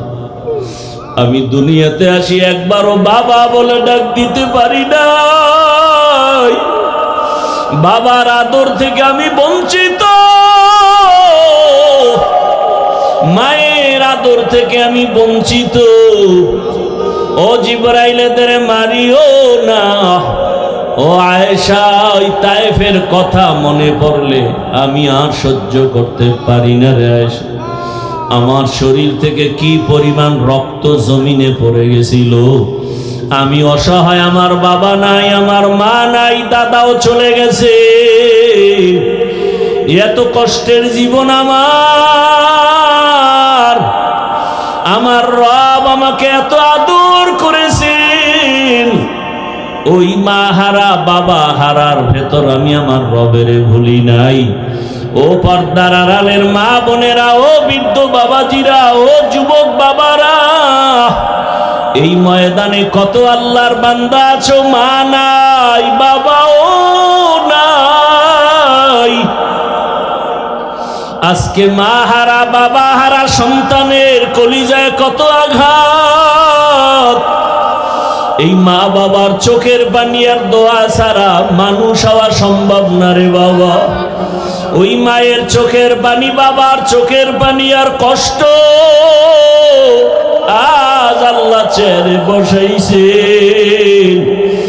ওরে মা বাবার জীবনের কষ্টের ঋণ আদায় করা যাবে না রে সন্তান। আমার মায়ার নবী কাঁদেন মা হারা বাবা হারা হয়ে। ও এতিম সন্তানেরা, ওই মা বাবার চেহারাটাও কি মনে পড়ে না? কবরের মধ্যে রেখে কেমনে আরামে ঘুমাও। তোমার আমার মা জীবনে কত কষ্ট করেছে, একটু চোখ বন্ধ করে খেয়াল করো বাবারা। ও যুবকেরা, বৃদ্ধ বাবাজিরা, পর্দার আড়ালের মা বোনেরা, ওই আমার মালিকের ভুলে গেছেন। কোন দিন যেন মালিক ডাক দেয় আর থাকা যাবে না। ওই মা বাবার জন্য চোখের পানি ছেড়ে দোয়া করেন। কত বাবা এত কষ্ট করে করে সন্তানকে বড় বানাইছেন। এক সময় বাবা চাল কিনতে পারে নাই, ডাল কিনতে পারে নাই। কত বাবার মনে চাইতো ইলিশ মাছ খাবে, কিনার মতো টাকা ছিল না। কত মায়ের অন্তর চাইতো বেদানা আঙ্গুর খাবে, কেনার টাকা ছিল না। আজকে সন্তান তোমার ঘরে মাছের অভাব নাই, ফলের অভাব নাই, কিন্তু ওই মাছ আর ফল কে খাবে? মা বাবায় সাদা কাপড়ের প্যাকেট হয়ে কবরে পড়ে আছে। ওরে তুমি শীতের রাতে ঘুমাইলে মা ঘুমাইতেন না, রাতের গভীরে আসিয়া দেখতেন সন্তানটার মশারি নাই, শীতের ভেতরে গায়ে কম্বল নাই। মা বারবার কম্বল উঠায় দেয়, মশারি টানায় দেন। আজকে ওই মা বাবাকে ঠান্ডা মাটির মধ্যে রেখে যারা আরামে ঘুমাও, ওই মায়ের চেহারাটাও কি মনে পড়ে না? বাবার কথা কি মনে পড়ে না? ওই মা বাবার ঋণ আদায় কেমনে করবা? চোখের পানি ছেড়ে আল্লাহর কাছে কান্না করে দোয়া করো।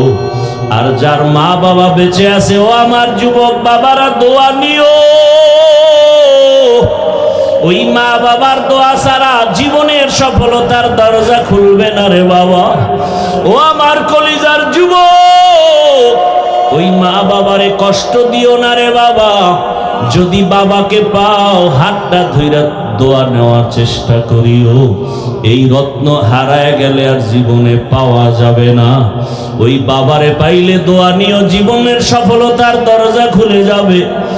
মায়েকে পাইলে ঘরে গিয়া মাকে বলিও, মা জীবনে কত বেয়াদবি করেছি, তুমি গোপনে কষ্ট পেয়ে কান্না করেছো। আজ তওবার নিয়ত করেছি, আর বেয়াদবি করব না, তুমি আমার মাথায় হাতটা দিয়া দোয়া করে দাও। মাকে যদি বলতে পারো, দেখবা মায়ের চোখের কোঠায় পানি। মা ডেকে বলবে, বাবা আয়। আল্লাহর মোহাব্বত নিয়া মাথায় হাত দিয়া ডাকবে, ও আরশে আজিমের মালিক, আমার কলিজার সন্তানটাকে কবুল করে নাও। ও সন্তানেরা, ওই মা বাবার দোয়া নিয়ে আগায়া যাও, ওলামায়ে কেরামের দোয়া, শিক্ষকের দোয়া নিয়ে গাও। ও পর্দার আড়ালের মা বোনেরা, একটা আদর্শ সন্তানের মা হইয়া কবরে যান। ওরে সন্তানের ভবিষ্যৎ চিন্তা করে ভালো আদর্শ যদি দিয়া যাইতে পারেন, সন্তান এক সময় দোয়া করবে আর গর্ব করবে, আমার মা কত ভালো, বাবা কত ভালো ছিল। আমার মা নামাজের সময় নামাজ আদায় করত, কোরআন তেলাওয়াত করত, কখনো বেগানা নিয়ে পড়ে থাকতো না, মোবাইল নিয়ে পড়ে থাকতো না। আমার বাবা কত আদর্শবান, আমার বাবা নামাজ পড়তো, আদর করত, নামাজ ছাড়তো না, বেপরদায় চলতো না, বেগানার দিকে তাকাইতো না। আর যদি মা বাবারা খারাপ আদর্শ রেখে চলে যান, সন্তান এক সময় মনে মনে ধিক্কার দিয়া বলবে, আমার মা বাবা এত খারাপ ছিল, আমি কেমনে ভালো হব। আমার মা বাবা দুজন তর্ক বিতর্ক ঝগড়ায় লিপ্ত থাকতো, নামাজ নাই, রোজা নাই, তেলাওয়াত নাই, সারাটা দিন মোবাইলে গুনাহ দেখতো, বেগানার পেছনে দৌড়াতো, তেলাওয়াতের খবর নাই, আমাদেরকেও ভালো লাইনে চালায় নাই, হারামের উপার্জনের পেছনে চলে যাইতো।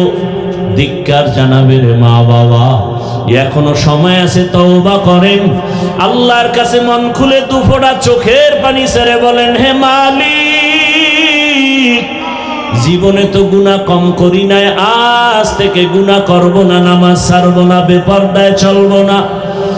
আর যুবকেরাও তওবা করো, আর কোনোদিন মা বাবার সাথে বেয়াদবি করবা না, নামাজ ছাড়বা না, দাড়ি কাটবা না, বেপরদায় চলবা না। মা বাবার দোয়া নিয়া, শিক্ষকের দোয়া নিয়া, উলামায়ে কেরামের দোয়া পরামর্শ নিয়া, রসুলের মোহাব্বত নিয়া, নবীজির আদর্শ মেনে চলবা। আল্লাহর কাছে যদি তওবার মতো তওবা করতে পারো, আমার আল্লাহ জীবনের গুনাহ মাফ করে দিবেন। ও আল্লাহ আমাদের মাফ করে দেন, তওবাওয়ালা জিন্দেগি দান করেন। গুনাহের কারণে দিলটা পাথর, চোখে পানিও নাই, কান্নাওয়ালা চক্ষু দান করেন। আল্লাহ আমাদের জীবনটাকে রসুলের আদর্শে গড়ার তৌফিক দান করেন, আমিন।